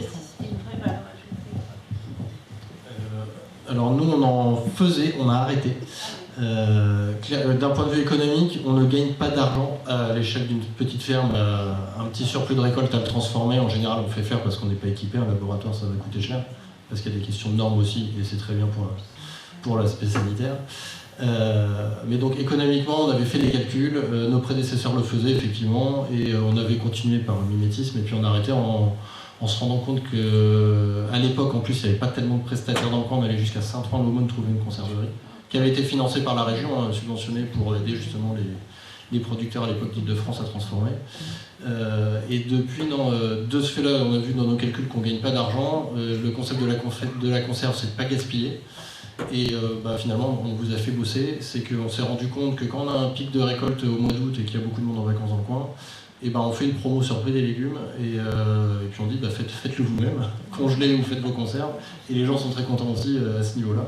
Parce que de ce fait-là, que ce soit une ratatouille, un coulis de tomates, ça va pas être donné un bocal de 33 centilitres, volume d'un pot à confiture, ça peut facilement être 4, 5, 6 euros aujourd'hui. De ce fait-là, ce qui effectivement n'est pas donné, alors que si on le fait soi-même avec des tomates bien mûres au mois d'août, ça ne va rien vous coûter. Je fais quand même un petit coup, je ne sais pas si vous le connaissez, mais moi j'ai vraiment eu un coup de cœur, et on s'est retrouvés par hasard après des années, avec Nicolas Ténos, je ne sais pas s'il y en a qui le connaissent, la fabrique à légumes à Bayeux-Armenonville, qui lui est parti sur un projet de maraîchage, mais lui par contre ne voulait pas s'embêter à faire des marchés ou à vendre des produits frais. Et dans son projet, il a monté un laboratoire à la ferme et il ne transforme tout et ne commercialise tout que en conserve. Que ce soit des soupes, des coulis, des tartinades, etc. Il fait du haricot sec depuis 2 saisons, donc maintenant il fait même du chili sin carne, du chili végétarien avec des haricots à la place de la viande. Et lui, par contre, c'est un modèle viable d'avoir choisi, par contre, de s'équiper pour vraiment tout produire. Et du coup, il en est, je ne sais plus, 15 ou 20 000 bocaux par an. Voilà. Et après, qu'il faut réussir à vendre quand même, mais il n'a pas le stress de si je ne les vends pas dans la semaine, ça va pourrir. Il a 3 ans pour les vendre. Justement, j'allais aussi en dire à Nicolas Ténos. Moi, j'ai eu la chance de commencer dans le maraîchage avec lui. Et du coup, à l'heure actuelle, on a toujours un petit surplus de légumes aussi en période estivale. Et j'ai la chance de moi avoir accès à son laboratoire qui me permet de conserver tout mon surplus de l'année pour pouvoir le vendre l'hiver. Donc les gens ont accès à des produits qui sont pas trop chers parce que du coup, je les fais moi-même. Et puis ils ont la facilité, ils rentrent chez eux, il n'y a plus que le bocal, c'est fait, mais les gens n'ont plus le temps non plus, et effectivement les produits transformés attirent parce que les gens ne prennent plus le temps de cuisiner, ne prennent plus le temps d'éplucher leurs légumes, il faut que tout aille vite. Donc je réponds aussi à cette demande avec mon surplus de légumes en faisant mes petites sauces tomates, mes pickles et tout ça. Et voilà, j'ai cette chance d'avoir accès à ce labo qui me valorise mes produits d'une autre manière. Il y a une question dans le public.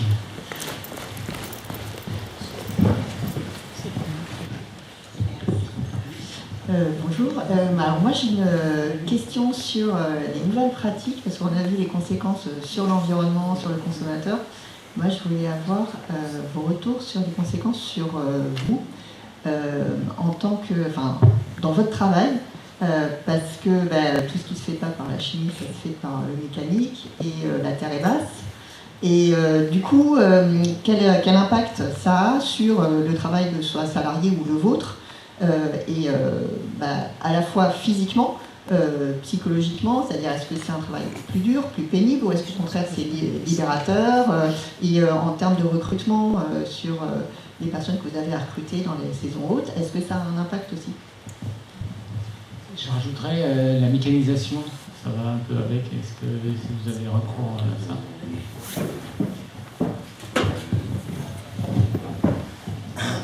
Alors, pour répondre à votre question, j'avoue que c'est fatigant. en fait, il y a plusieurs formes de ferme. Soit on part avec du pognon direct et on peut investir dans un système qui est valable avec les outils adaptés, soit on commence comme des fermes un peu comme la mienne, où avec très peu de moyens, et là, arrive à un moment donné, on fatigue, quoi. Et donc il faut se mécaniser un petit peu, effectivement, c'est pas évident d'y aller à la main, à la bêche, sur 3 hectares, quoi. Donc oui, faut se mécaniser un minimum. Moi j'hésite en fait depuis quelques années entre le tracteur et le motoculteur. Là cette année j'ai un motoculteur que j'ai équipé avec pas mal de petits outils qui va me permettre de tondre, de broyer, plein de choses. Je vais voir cette année si je fatigue trop ou pas, et s'il me faut un tracteur quand même. J'aimerais m'en passer. J'ai la plage, j'ai 5000 m² de luzerne. Je pourrais aussi imaginer avoir un animal de trait. Mais après, c'est autre chose, quoi. C'est un autre jeu encore. Peut-être Sylvain, sur la mécanisation, est-ce que c'est une grande surface comme tu l'as mentionné? Aujourd'hui, la mécanisation, on a un certain confort, faut le reconnaître. On a la climatisation, on a plein de choses. Physiquement, il y a toujours des choses, mais on y arrive, on s'équipe, on s'organise. Quelque part, il y a un volet qui est humain aussi, c'est le stress psychologique. Ça, c'est un volet qu'on ne voit pas comme ça. Mais comme je disais tout à l'heure, on est sur les marchés financiers, on a un super stress, et en plus, on a un cycle d'1 an. Donc il faut arriver à se projeter, on a des charges comme tout le monde, et ainsi de suite. Donc il faut arriver à faire face. Et ça, c'est pas neutre, il faut être stratège. C'est pas toujours simple, parce qu'on voit pas l'avenir, j'ai pas de boule de cristal. Mais le maître mot, la mécanisation, chez moi, c'est le minimum. Ça coûte cher. Donc voilà, c'est la rationalisation de plein de postes. Et faire vivre le plus longtemps le machinisme qu'on peut avoir, parce qu'il coûte excessivement cher et là, il explose en tarif. Moi, j'ai encore une moissonneuse batteuse, mais elle va bientôt passer dans la version collector parce qu'elle a 30 ans et je vais la conserver. J'ai pas l'intention de m'en séparer tout de suite. Les constructeurs, je les connais bien. On vient des US à la case départ. Et je connais très bien l'entreprise. Et quand je parle avec le spécialiste France, il me dit tu m'emmerdes avec ta moisse-batte parce que tu arrives à la faire durer trop longtemps. Et en fait, on savait construire des choses qui étaient très durables. Aujourd'hui, avec un ensemble de choses, on peut en discuter longtemps, on a raccourci la durée de vie, et donc on arrive à des tarifs aujourd'hui qui sont déconnants. Les moissonneuses batteuses, aujourd'hui, il peut y avoir des tarifs entre 5 et 600 000 € la machine. Et quand le prix du blé est quasiment étal depuis, on va dire, 30 ans, avec des intrants qui montent de façon très forte, comment vous rentabilisez ça? C'est impossible. Donc la question se posera un jour que la machine aura rendu l'âme. Je ne sais pas comment je le ferai. On a déjà anticipé, parce que je fais aussi partie de ce qu'on appelle une CUMA, on a une coopérative d'utilisation de matériel, ensemble, on est 13. Mon copain m'appelle, il me dit on la relance ou pas? Je dis oui, on la relance, parce que il y a le volet machinisme, mais là, moi je lui ai dit on la relance aussi pour le volet humain. Et échanger sur un ensemble de choses, et certainement qu'on passera peut-être par là pour arriver à s'en sortir, ou on n'arrivera. C'est pas exclu, c'est des choses que moi aujourd'hui je ne m'interdis pas de faire un autre job. J'ai travaillé 15 ans dans d'autres métiers, je fais encore un autre job aujourd'hui actuellement, pas forcément en temps plein, mais c'est quelque chose que je ne m'interdis pas de dire stop, j'arrête parce que trop de stress, trop d'ennui, ou le physique ne suivra plus, ou le mental, je ne sais pas, mais c'est pas interdit. D'autres réactions sur cet aspect C'est une bonne introduction au deuxième point. Oui, sur l'organisation du travail, oui, c'est pas facile. Mais on s'est donné. Nous, on vend vendredi, samedi. On fait la vente à la ferme vendredi, samedi. Jeudi consacré uniquement à la préparation des légumes. Oui, on a une petite ferme céréalière, donc on peut se le permettre. On travaille lundi, mardi, mercredi, un sur l'exploitation, sur les céréales, et un autre sur le secteur maraîchage. Après se pose le problème, c'est que, oui, comme je vous l'ai dit, je suis à la retraite. Il va falloir trouver quelqu'un pour aider, un employé. Et là, c'est pas la chose facile, qu'on le veuille ou non. Si on doit payer un employé plus cher que l'on gagne, ça vaut pas le coup. Et pourtant, c'est prenant d'être maraîcher, de voir ces légumes pousser, de pouvoir échanger avec le consommateur. Sur les marchés, je ne sais pas si on a le temps. J'ai fait quelques marchés, pas dans mon secteur à moi, mais dans le secteur fruits et légumes. Fruits, et on n'a pas trop le temps. Quand c'est un marché, il faut que ça débite. Là, marché à la ferme, on a un échange avec les gens. Tiens, elle est enceinte. Tiens, le bébé est arrivé. Mais c'est joli quand même. Alors que je ne sais pas, sur le marché, on n'a pas cette relation. Les gens ils font une démarche pour venir, ils viennent pour nous voir. Et puis, alors que sur le marché, si le marchand là, il est plein, on va aller à l'autre à côté. Hein. Tandis que là, ils sont obligés de discuter, d'attendre. Oui, des fois, ils attendent un petit peu. Parce que la conversation dure un peu longtemps. Tiens, il y a le défi alimentaire ce week-end. Ah ouais, ça parle de... Voilà, ça parle de quoi? Voilà. Non, mais c'est ça être paysan. C'est avoir de la relation humaine. Et la relation humaine, la relation végétale, parce que le légume, il y a un problème. Pourquoi il y a ce problème? L'insecte, il est arrivé. Faut essayer de lutter contre. Par des moyens naturels. Bon, c'est pas toujours évident, mais bon, on fait avec. J'en reviens aussi au niveau des conserves. Donc, comme disait Caroline, on a fait travailler une entreprise d'insertion, mais le problème, c'est que je comprends que l'entreprise d'insertion, elle gagne plus cher que le producteur. Elle est tombée dans le secteur agro-business, quoi. Business. Quand on voit un pot un pot de sauce tomate, on fournit les tomates, on fournit les oignons, on fournit les ingrédients, on nous le facture 3,20 €. Ils n'ont rien à acheter là-dessus, hein. Rien. Voilà. Après, on fait comme Rémi le dit, on abandonne. C'est un peu dur, mais je sais pas, on va peut-être falloir qu'on passe par autre chose, peut-être par Nicolas. Parce que là, quand on fait le calcul, il ne reste pas grand-chose. Et alors qu'on a donné la matière première, quoi. Ils ont que juste à la transformer. Il ne faut quand même pas exagérer, quoi. C'est là-dessus aussi que les entreprises d'insertion, ils utilisent aussi un peu ils exploitent l'exploitant et ils exploitent le consommateur à la fois.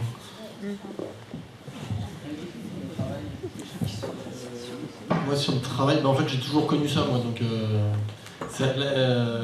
sur le côté maraîchage, en général, on est sur des fermes, parce qu'on va toujours défendre l'agriculture paysanne, des fermes à taille humaine, où la mécanisation, alors il y avait des outils, mais on n'a pas inventé l'eau chaude, qui existaient depuis déjà plusieurs décennies, voire siècles, qui sont un peu revus au goût du jour, là, je pense, depuis une dizaine d'années, mais c'est les mêmes technologies, mais un peu plus légères, avec un peu plus d'ergonomie, etc. Ça, c'est pour le côté, je parle vraiment outil manuel, où c'est surtout l'huile de coude, mais c'est l'idée. Et après, alors il y a le dilemme, ça peut faire débat du coup, c'est vrai qu'on est censé être dans un débat, on est tous dans la même direction. C'est la notion de la robotique aussi aujourd'hui.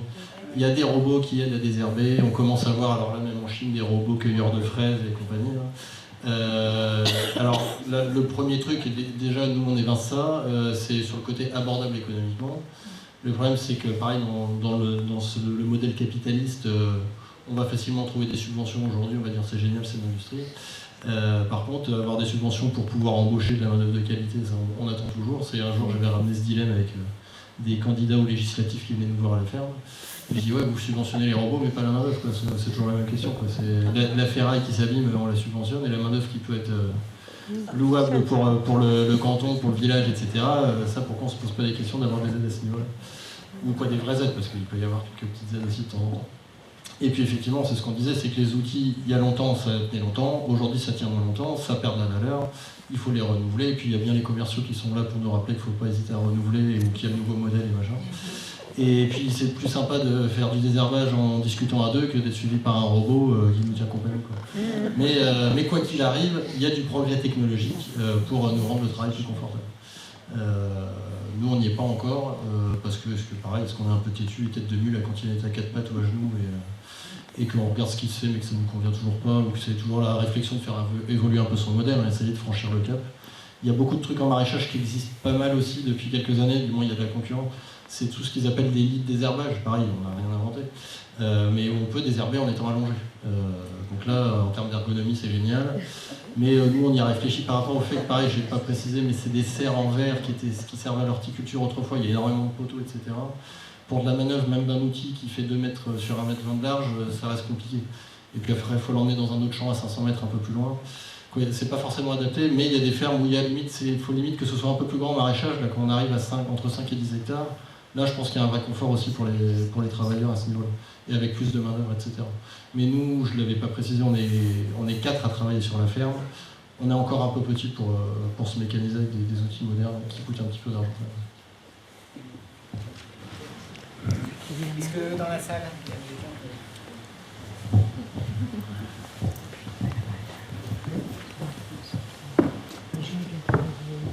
Et pour revenir sur les labels, un maraîcher m'avait fait la remarque qu'il avait arrêté les certifications parce qu'on lui demandait trop d'exigences.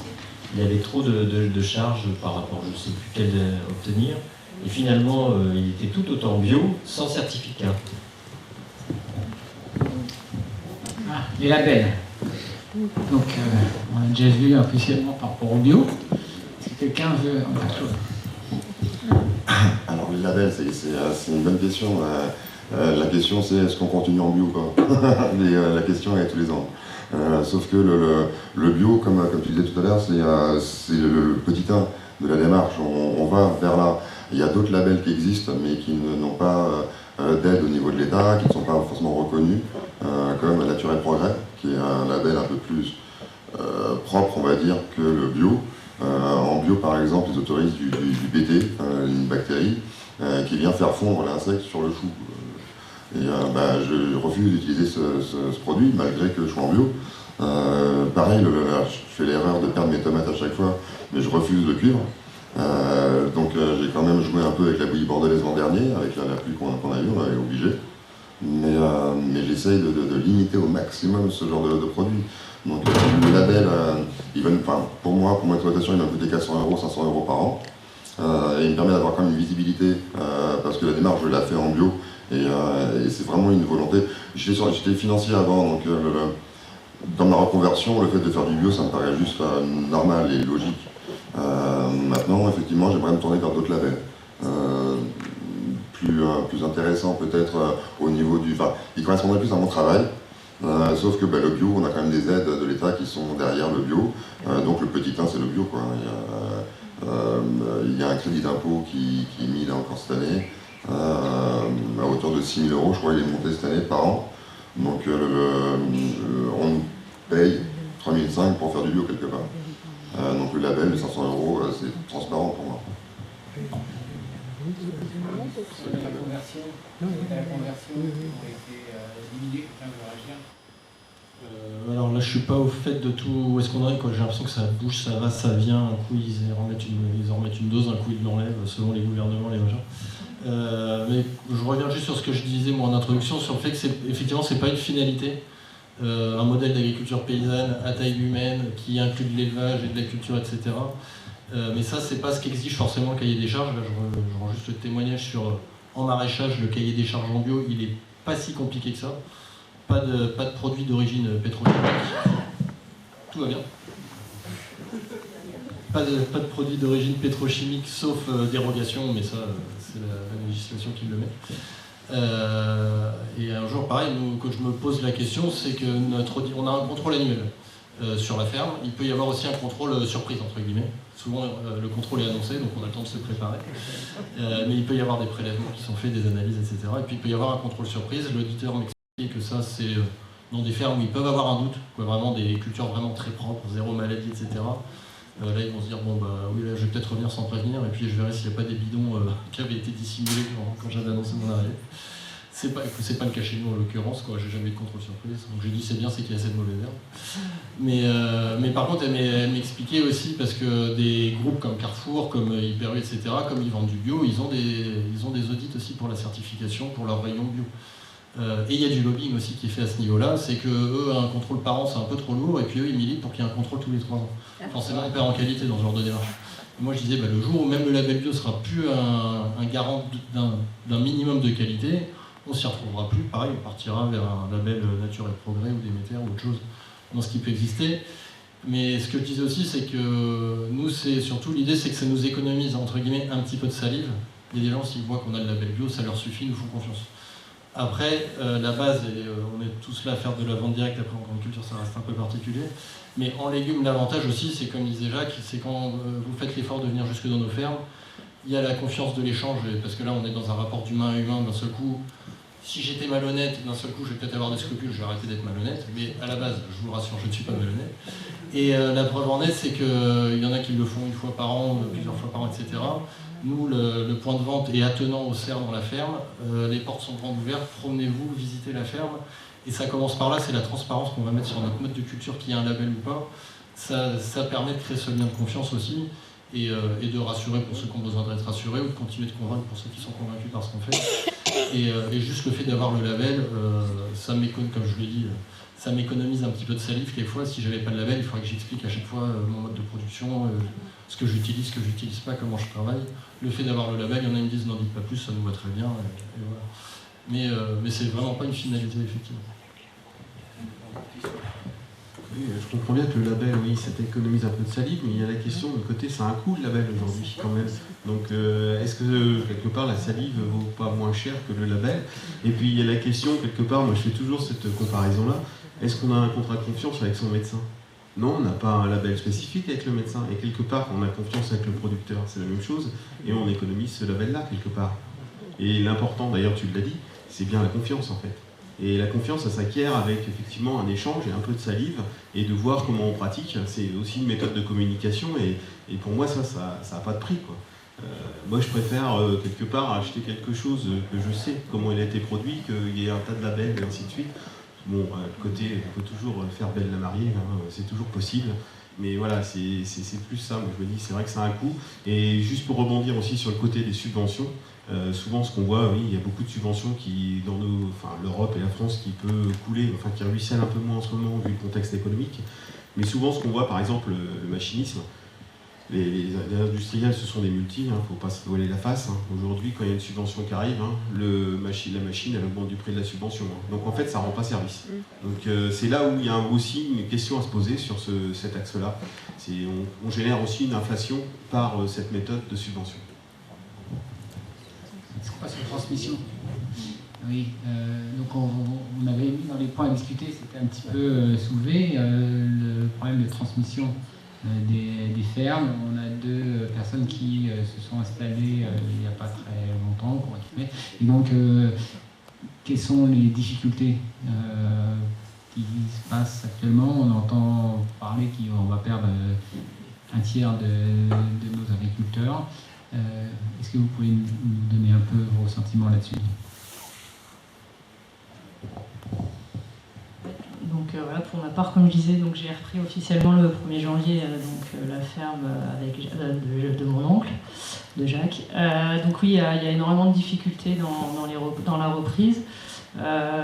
Moi, j'ai peut-être pas vécu le parcours le plus compliqué, et encore c'est pas fini, parce que même si je suis officiellement installée, pour moi la transmission elle est toujours en cours. C'est toute la question, quoi. Quand est-ce que ça va se terminer? Je pense que ça se terminera pas forcément. Enfin voilà, il y a toujours à apprendre. Enfin, Jacques aura toujours à m'apprendre, parce que tout à l'heure, François-Xavier parlait de connaissance du terroir, de son sol. Clairement, bon, Jacques est né sur ces terres, bon, même si il a travaillé ailleurs également, mais en tout cas, il a une connaissance que même, je pense que le jour où je serai plus là, j'aurai pas la connaissance qu'il a lui aujourd'hui. Donc ça, malgré tout, j'aurai pas cette connaissance-là même à la fin de ma vie. Donc c'est pour ça que la transmission, pour moi, elle est continue, et qu'elle sera, voilà, tant que Jacques sera à mes côtés, voilà. Donc pour ma part, les points positifs, c'est que d'avoir Jacques avec moi, d'être aussi entourée par ma famille par ailleurs, que je suis pas toute seule, et que je suis accompagnée, et voilà, ça me met en confiance. Mais pour autant, avec toutes les problématiques qu'on cite, beaucoup d'incertitudes face à l'avenir, le milieu agricole en particulier. Après, les difficultés, c'est... alors moi, là où je dis que j'étais confortable, c'est que voilà, je partais de quelque chose d'existant. Et donc il y avait déjà des terres qui étaient en culture, il y avait une clientèle. Tout à l'heure on parlait de commercialisation, c'est pas évident non plus quand on s'installe de se faire connaître, parce qu'on est souvent focalisé sur la production, et il faut aussi essayer de démarcher, dire voilà, je viens d'arriver dans la région, je fais du maraîchage, ou je fais de l'arboriculture, ou je fais de l'élevage, peu importe. Mais voilà, dire je viens d'arriver, voilà, je vous propose ces produits à la vente. Non, c'est pas simple. Il y a la connaissance du. Moi, je suis pas de la région à la base en plus, donc voilà. Je suis arrivée en 2020. Même si je venais en vacances à la ferme régulièrement, mais ça vaut pas d'être né ici. Donc j'ai tout cet apprentissage-là à apprendre en plus de la connaissance et de la compétence technique qu'il faut avoir. On parlait d'agroécologie, l'agronomie, tout ça, c'est la commercialisation, la gestion, tout ça, ça s'apprend et ça s'apprend vraiment sur le. Pour moi, c'est quelque chose qui s'apprend sur le long terme. Là aujourd'hui, je suis installée, mais je me sens pas du tout encore, forcément légitime. J'ai encore tellement à apprendre, tellement à. Voilà. Les grosses difficultés, c'est l'aspect financier. Aujourd'hui, quelqu'un qui veut s'installer, par exemple, qui n'a pas de terrain, qui n'a pas de matériel. Moi, typiquement, pour la reprise, comme je suis dans une reprise, qui avait du matériel, clairement, il est en fonctionnement. Je ne vais pas partir sur du matériel flambant neuf. Il y a du matériel sur la ferme, il est fonctionnel. Et bien, clairement, si on parlait des aides tout à l'heure, sur du matériel d'occasion, il n'y a pas d'aide financière. Donc voilà, déjà cet aspect-là, il n'aide pas forcément à l'installation non plus pour certaines. Donc certaines personnes qui n'ont pas de matériel, qui n'ont pas de terrain, qui n'ont pas de clientèle, quand tout à construire, quand on part vraiment de zéro, je pense que c'est pas évident aujourd'hui. J'ai fait une formation comme toi, Mélissa, ça comme Mélissa, donc à Bepera, qui est une formation très, que je trouve très basique, qui est vraiment, moi je trouve que c'est un peu juste quand on n'est pas du milieu.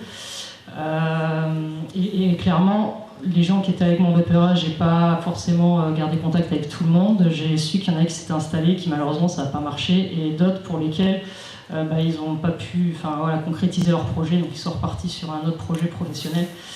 Et c'est assez désespérant parce qu'effectivement, quand on voit, Jacques disait, maintenant on est tout seul, on n'a plus de voisins. Nous on est plutôt sur des modèles de petites fermes, et aujourd'hui les petites fermes, ça a du mal à pousser. Et il faut trouver aussi des personnes motivées, parce qu'il faut clairement vraiment être motivé pour s'installer aujourd'hui dans le contexte qu'on est. On parlait l'économie malgré tout, parce que François-Xavier en parlait, et on s'installe avec les moyens qu'on a, et c'est pas toujours évident. Voilà. Donc moi j'ai la chance d'avoir partir de quelque chose d'existant. Je dis pas que c'est facile, je dis juste que c'est peut-être plus facile que d'autres, mais le parcours est vraiment compliqué, et on a énormément d'interlocuteurs. On est tiraillé entre la politique, on en parlait aussi des consommateurs, de leurs attentes. On a quand même une pression sur les épaules. Donc aujourd'hui, je me sens responsable d'un lopin de terre. Faut que j'en prenne soin, faut que j'arrive à produire des produits de qualité, de pouvoir nourrir des personnes qui sont autour de moi, prendre soin de ce terrain-là, et c'est quand même une lourde responsabilité. Et il y a beaucoup de gens qui disent « Ah, c'est bien, ton projet, c'est super, tu t'es installé et tout. » Je dis « Oui, tu voudrais venir m'aider ?» Mais en fait, non, pas vraiment, parce qu'en fait, c'est un peu dur. Tout à l'heure, la dame m'a posé la question. Clairement, trouver des salariés aujourd'hui, c'est très très compliqué, même des saisonniers. On a essayé de prendre des saisonniers plusieurs fois, mais ils n'ont pas forcément envie toujours de rester. La terre est basse, on a mal au dos, on a mal aux genoux, il fait chaud, il fait froid. C'est pas un métier, c'est pas forcément évident, mais j'ai quand même cette fierté de le faire et de pouvoir poursuivre. Bon, nous en plus c'est une ferme familiale, donc il y a d'autant plus de côté un petit peu personnel en plus du projet entre guillemets professionnel. C'est pas qu'un projet professionnel, ça va au-delà de ça. Comme je disais, je suis soutenue par ma famille, par mes amis, et puis par les personnes qui viennent surtout aussi à la ferme. Parce que c'est aussi le soutien pour nous aider. Ça nous donne la force aussi de continuer. Et puis le fait de faire du local et du direct, c'est un des gros avantages, c'est de se dire on a un retour, le consommateur il vient, il revient, il est content, on discute, s'il n'est pas content il nous le dit, on essaie de trouver des solutions. Et du coup on avance aussi quelque part ensemble, et ça c'est vraiment un moteur pour nous. Et c'est une source de motivation malgré tous les obstacles et les difficultés qu'il peut y avoir dans l'installation et la transmission. Mais clairement, c'est vraiment un gros problème. Là, c'est vrai qu'il y a des éleveurs qui auraient dû venir. Moi, je trouvais en arrivant dans la région que chez nous, ça manquait pas mal d'élevage. Il y a beaucoup de cultures. Maraîchage, il y en a quand même peut-être pas assez, mais il y en a. Grande culture, il y en a beaucoup. Élevage, je trouve qu'il y en a trop peu. L'arboriculture, encore moins. C'est vrai qu'au niveau local, je trouve que ça manque, donc avis aux amateurs. Sur l'installation, le problème, on parlait d'échange. Et entre maraîchers, et même entre agriculteurs, parce que je différencie un peu maraîcher et agriculteur, le céréalier, quoi. Et le maraîcher manque un peu un esprit de coopératif. Et cet esprit, moi j'étais dans l'Ouest, dans la Sarthe mayenne, et là-bas beaucoup de CUMAS se sont développés, se développaient à l'époque et ont continué aujourd'hui.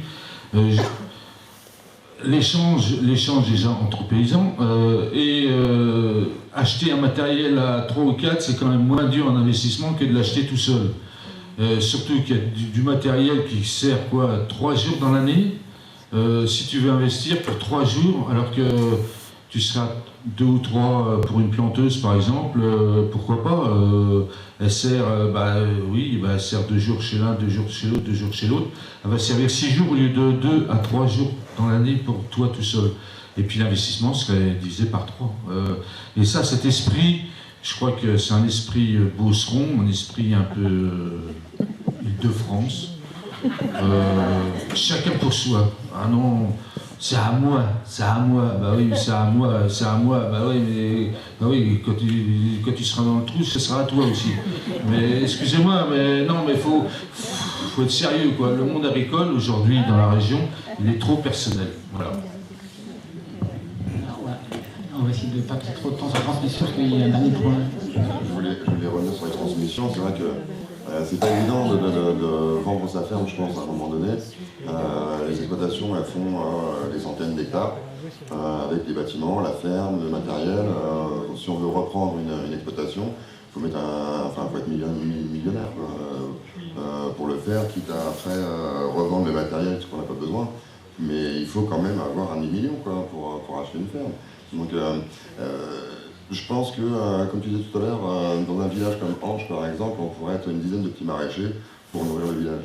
À 3 hectares, on pourrait nourrir le village. Maintenant, les fermes qui sont à disposition et qui partent, elles font 300 hectares et on ne peut rien faire là-dessus.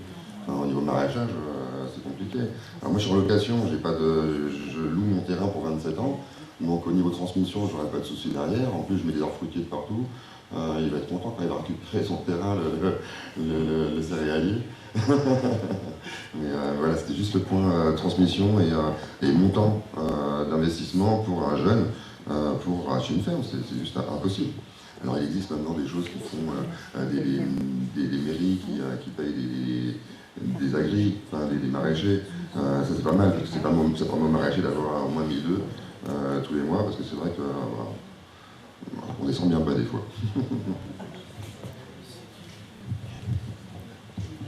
Alors, tu parlais de transmission, effectivement, c'est un élément, mais pour transmettre un outil, peu importe la valeur, il faut qu'il soit rentable, il faut qu'on puisse en vivre. On achète un outil de 10 millions d'euros, il faut pouvoir en vivre. Et aujourd'hui, quelque part, le maraîchage, mais la grande culture, c'est d'autant plus vrai actuellement, c'est que la transmission commence à être difficile parce qu'on n'en vit plus. Donc céder une entreprise qui n'est pas rentable, il n'y a pas vraiment acheteur. Il faut savoir que dans la région centre, le sud de la région centre, il y a des fermes entières qui sont cédées, il n'y a personne. Il y a des zones où ça commence à arriver en friche. Donc ça aussi, c'est une vraie question. Puis derrière, c'est un investissement temps, c'est un rythme de vie qui est un peu différent. Moi, si je parle pour mon cas, l'agriculture de conservation, c'est un peu plus speed parce que les fenêtres de tir, elles sont complexes. Donc on ne regarde pas le calendrier, quand il faut y aller. Donc tout ça, c'est un ensemble de choses. Les jeunes, ça ne les motive pas forcément. Moi, je travaille dans un autre secteur qui est toujours dans l'agriculture parce que je me suis jamais bien éloigné, que ce soit la finance ou autre chose. Je suis aussi dans les semences potagères, donc le maraîchage, c'est quelque chose que je connais parce que je fais pousser les semences d'avant les utilisateurs. Et aujourd'hui, je travaille pour une entreprise étrangère, européenne, danoise. Même moi, sur la division France, on n'est pas nombreux. Moi, on est venu me rechercher parce que c'était ma première expérience et j'ai des compétences sur le domaine. Mais j'ai dit, moi je suis pas éternel, faut que je transmette.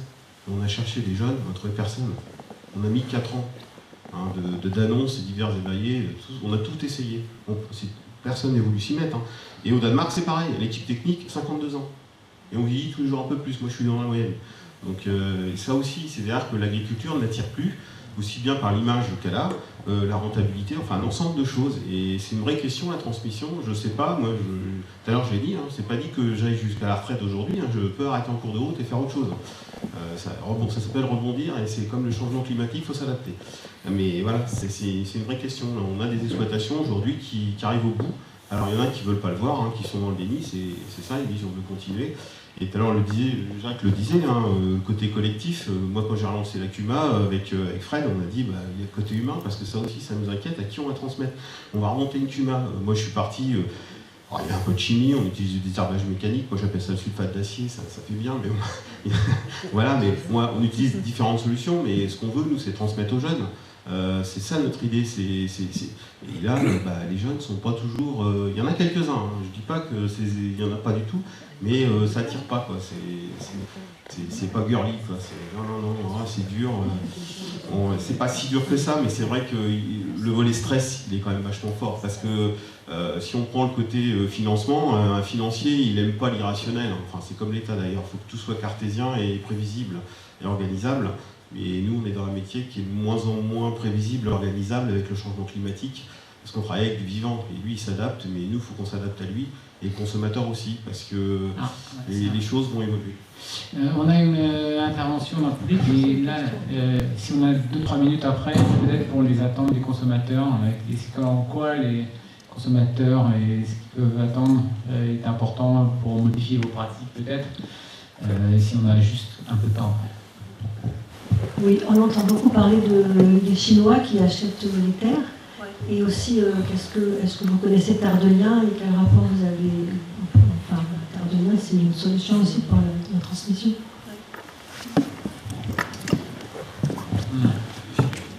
Alors oui, on entend beaucoup parler des Chinois, mais les Chinois ne sont pas toujours en investissement direct.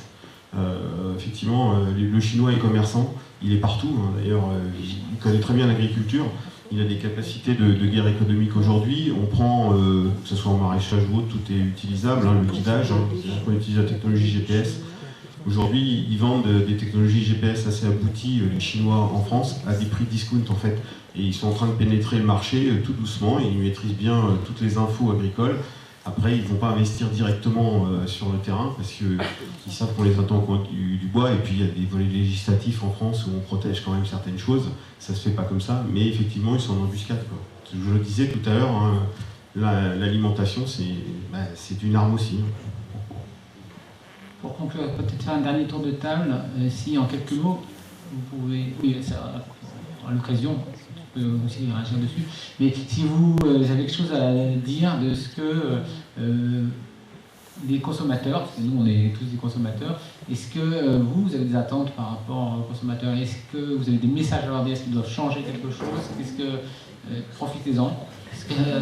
Après on clora le débat. Mais je pense que Jacques voulait aussi faire un commentaire. Ouais, sur Terre de Liens, oui, nous connaissons. Ami, tu connais. C'est un appel à investisseurs. Nous, sur l'exploitation que je suis en train de céder, nous avons fait appel à un investisseur, mais privé. Des copains qui, heureusement, avaient des fonds et nous ont aidés à acheter de la terre. Parce que sur 75 hectares, comme j'ai annoncé que je cédais, 40 hectares sont arrivés en vente, ont été mis en vente. Donc, sans ton accord? Étant donné que je cédais, mais je cédais pas une ligne directe, donc pas à un enfant, à une nièce. Donc ça rentre pas en ligne de compte et le propriétaire en profitait, les deux propriétaires en ont profité pour nous vendre la terre, pour mettre les terres en vente. Donc on se retrouve avec 40 hectares aujourd'hui à acheter. Faites le calcul, 40 multiplié par 10 000, au bas mot. Hein, voilà. Donc nous, on a trouvé des investisseurs, heureusement, bien sympathiques, parce que c'est un rapport de 2 à 3, voire 4% à l'année. Hein. C'est comme s'ils faisaient un placement à 4%. Quoi. Voilà. Donc ça, c'est pour les Terres de Liens investisseurs. Et l'attente des consommateurs, je pense que j'en ai assez parlé. Je vous en ai déjà parlé pas mal. Donc je ne vais pas continuer. Je passe la parole à Caroline. Non, les consommateurs, je pense que malheureusement ou heureusement, mais enfin, en tout cas ceux qui sont dans la salle sont déjà engagés parce que de par leur présence ici, je pense qu'il y en a beaucoup dans la salle, parce qu'il y en a certains qu'on connaît, sont déjà engagés pour soutenir en l'occurrence les producteurs du coin en tout cas. Donc déjà les remercier et puis après toujours être dans la réflexion comme nous, un petit peu se torturer l'esprit, comment faire pour toujours améliorer mon mode de consommation, parce que même nous on est producteurs, on est également consommateurs, donc nous aussi en tant que consommateurs on se pose des questions de savoir comment on peut faire améliorer les choses, pas que dans le milieu agricole. Donc voilà, juste les remercier de nous soutenir et puis de continuer autant qu'ils peuvent malgré le contexte économique qui malheureusement est en train de s'aggraver. Donc voilà, on ne sait pas de quoi l'avenir sera fait, mais tant qu'ils seront là pour nous aider, nous on pourra continuer à faire notre travail. Donc voilà, merci. Petit mot pour les consommateurs, oui, déjà grand merci à tout le monde de continuer à nous suivre. Et puis le local, il n'y a pas de... Il n'y a personne qui s'enrichit entre nos légumes et nous. On donne de notre cœur et voilà, il faut continuer à croire en notre projet, puis surtout le bouche à oreille, continuer d'en discuter avec les voisins, faire connaître les petits producteurs du coin, et puis on va y arriver tous ensemble. Alors moi je pense qu'il y a des modèles qui existent qui sont assez intéressants. Il y a des endroits en Suisse je crois qui font ça et en Belgique. Ce sont des AMAP où les consommateurs, donc qui signent pour la MAP, viennent travailler réellement sur le terrain. C'est quelque chose qui ne se fait pas trop en France, mais c'est quelque chose qui pourrait être super intéressant et qui pourrait faire, à mon avis, aussi plaisir aux consommateurs. Mais bon, ça c'est encore une usine à gaz à monter. Mais c'est intéressant, ouais, c'est intéressant. Moi j'aimerais bien aller là-dedans.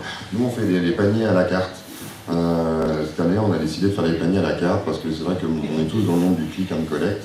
Et quand on propose un panier au client, le client il se retrouve avec toujours le même légume dans son panier. J'ai vu des gens arriver à la fin de l'hiver à dire les choux j'en peux plus, les blettes. Et du coup, je pense que le consommateur il a le droit de choisir aussi ce qu'il a dans son produit. Alors on fait payer le service de tri, de mise en place du panier. Mais au moins en face, le client il a ce qu'il attend en fait. Donc ça c'est une méthode qu'on essaye cette année de vente. Ça permet aussi au niveau écolo de nous faire le tourner des gens avec un véhicule, plutôt que les 10 véhicules qui viennent à la maison. Il y a un côté écolo, alors c'est nous qui payons, mais c'est comme ça. Alors ce que je dirais aux consommateurs, c'est consommer de saison, respectons la nature, essayer de consommer local bien évidemment, et éviter de consommer de l'ultra transformé. C'est là, il y a diverses choses, effectivement, tous les additifs et ainsi de suite. Consommer le produit le plus simple, le plus proche de la nature, et je pense que déjà ça ira mieux au niveau santé. Oui, pareil quoi. Même son de cloche, merci déjà de l'engagement, c'est ça qu'on dit à chaque fois à la ferme. Et par contre, là où il peut y avoir un intérêt à faire force ensemble, c'est de faire marcher nos réseaux, d'être influent, je sais pas, mais de mettre la pression. Parce que j'ai pas réagi sur l'histoire de la transmission juste avant, je vais pas y revenir longtemps. Mais tout dépend des choix politiques en fait. On parlait des transmissions un peu hypocrites, désolé, je fais juste une phrase là-dessus, sur la transmission des fermes qui coûte très cher effectivement aujourd'hui, et les principaux acteurs qui sont dans le privé, c'est les banquiers qui vont avoir un peu une hypocrisie et dire « ouais mais attendez, c'est une activité qui n'est pas rentable ». Sauf que quand il s'agit d'agrandir une ferme de 300 hectares et des 300 hectares du voisin, forcément il y a la garantie du capital qui est déjà là et du savoir-faire. Là, il n'y a pas de problème d'un seul coup pour financer les 300 nouveaux hectares. Mais moi, dans les idées que j'ai, mais des idées j'en ai plein et on en a tous, c'était de se dire un jour, s'il y a un vrai choix politique de dire il faut des agriculteurs et on ne va pas juste aller à l'agrandissement, et ça peut peut-être être l'État qui se porte garant. Tout ça, ça passe par la législation, donc c'est les électeurs qui font pression. Et sur une idée d'installation aussi, alors c'est dommage si ce débat avait eu lieu un mois avant les élections municipales, mais au même titre qu'il y a des obligations de construire des logements sociaux, est-ce qu'il ne faudrait pas aussi mettre la pression sur les élus, ou du moins les motiver, plutôt que mettre la pression sur le fait que dans chaque village maintenant, la loi impose qu'il y ait un maraîcher d'installer et qu'on ne l'empêche pas d'installer une serre s'il en a besoin. Et que ce ne soit pas juste une question d'une association de riverains qui dit ça va me cacher le paysage, et de manière intelligente. Je suis sûr que dans le coin d'un village, on pourra trouver toujours un endroit où une serre peut être installée s'il y en a besoin pour une pépinière ou autre. Donc là, c'est faire marcher vos réseaux et je pense qu'on peut obtenir des choses aussi comme ça. Très rapidement. Je voulais juste dire, tout à l'heure, tu disais à l'instant, là, effectivement, l'obligation d'installation. Moi, je suis le dernier de la commune. Hein. Avec Arnaud, il faut le savoir. Voilà. Ça, c'est cool.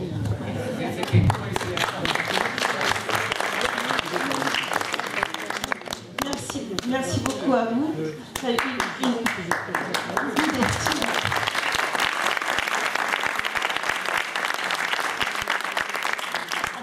En préparant cette journée, je suis tombée sur une étude de la FAO, je ne saurais plus vous citer laquelle, mais enfin, qui disait que la réponse au risque alimentaire ou à l'insuffisance alimentaire se trouvait dans les circuits courts et dans la relation directe du producteur au consommateur. Et l'objectif de notre journée, c'était aussi de faire connaître un peu la réalité du métier de ceux qui nous nourrissent. Et merci beaucoup de nous avoir un peu éclairés.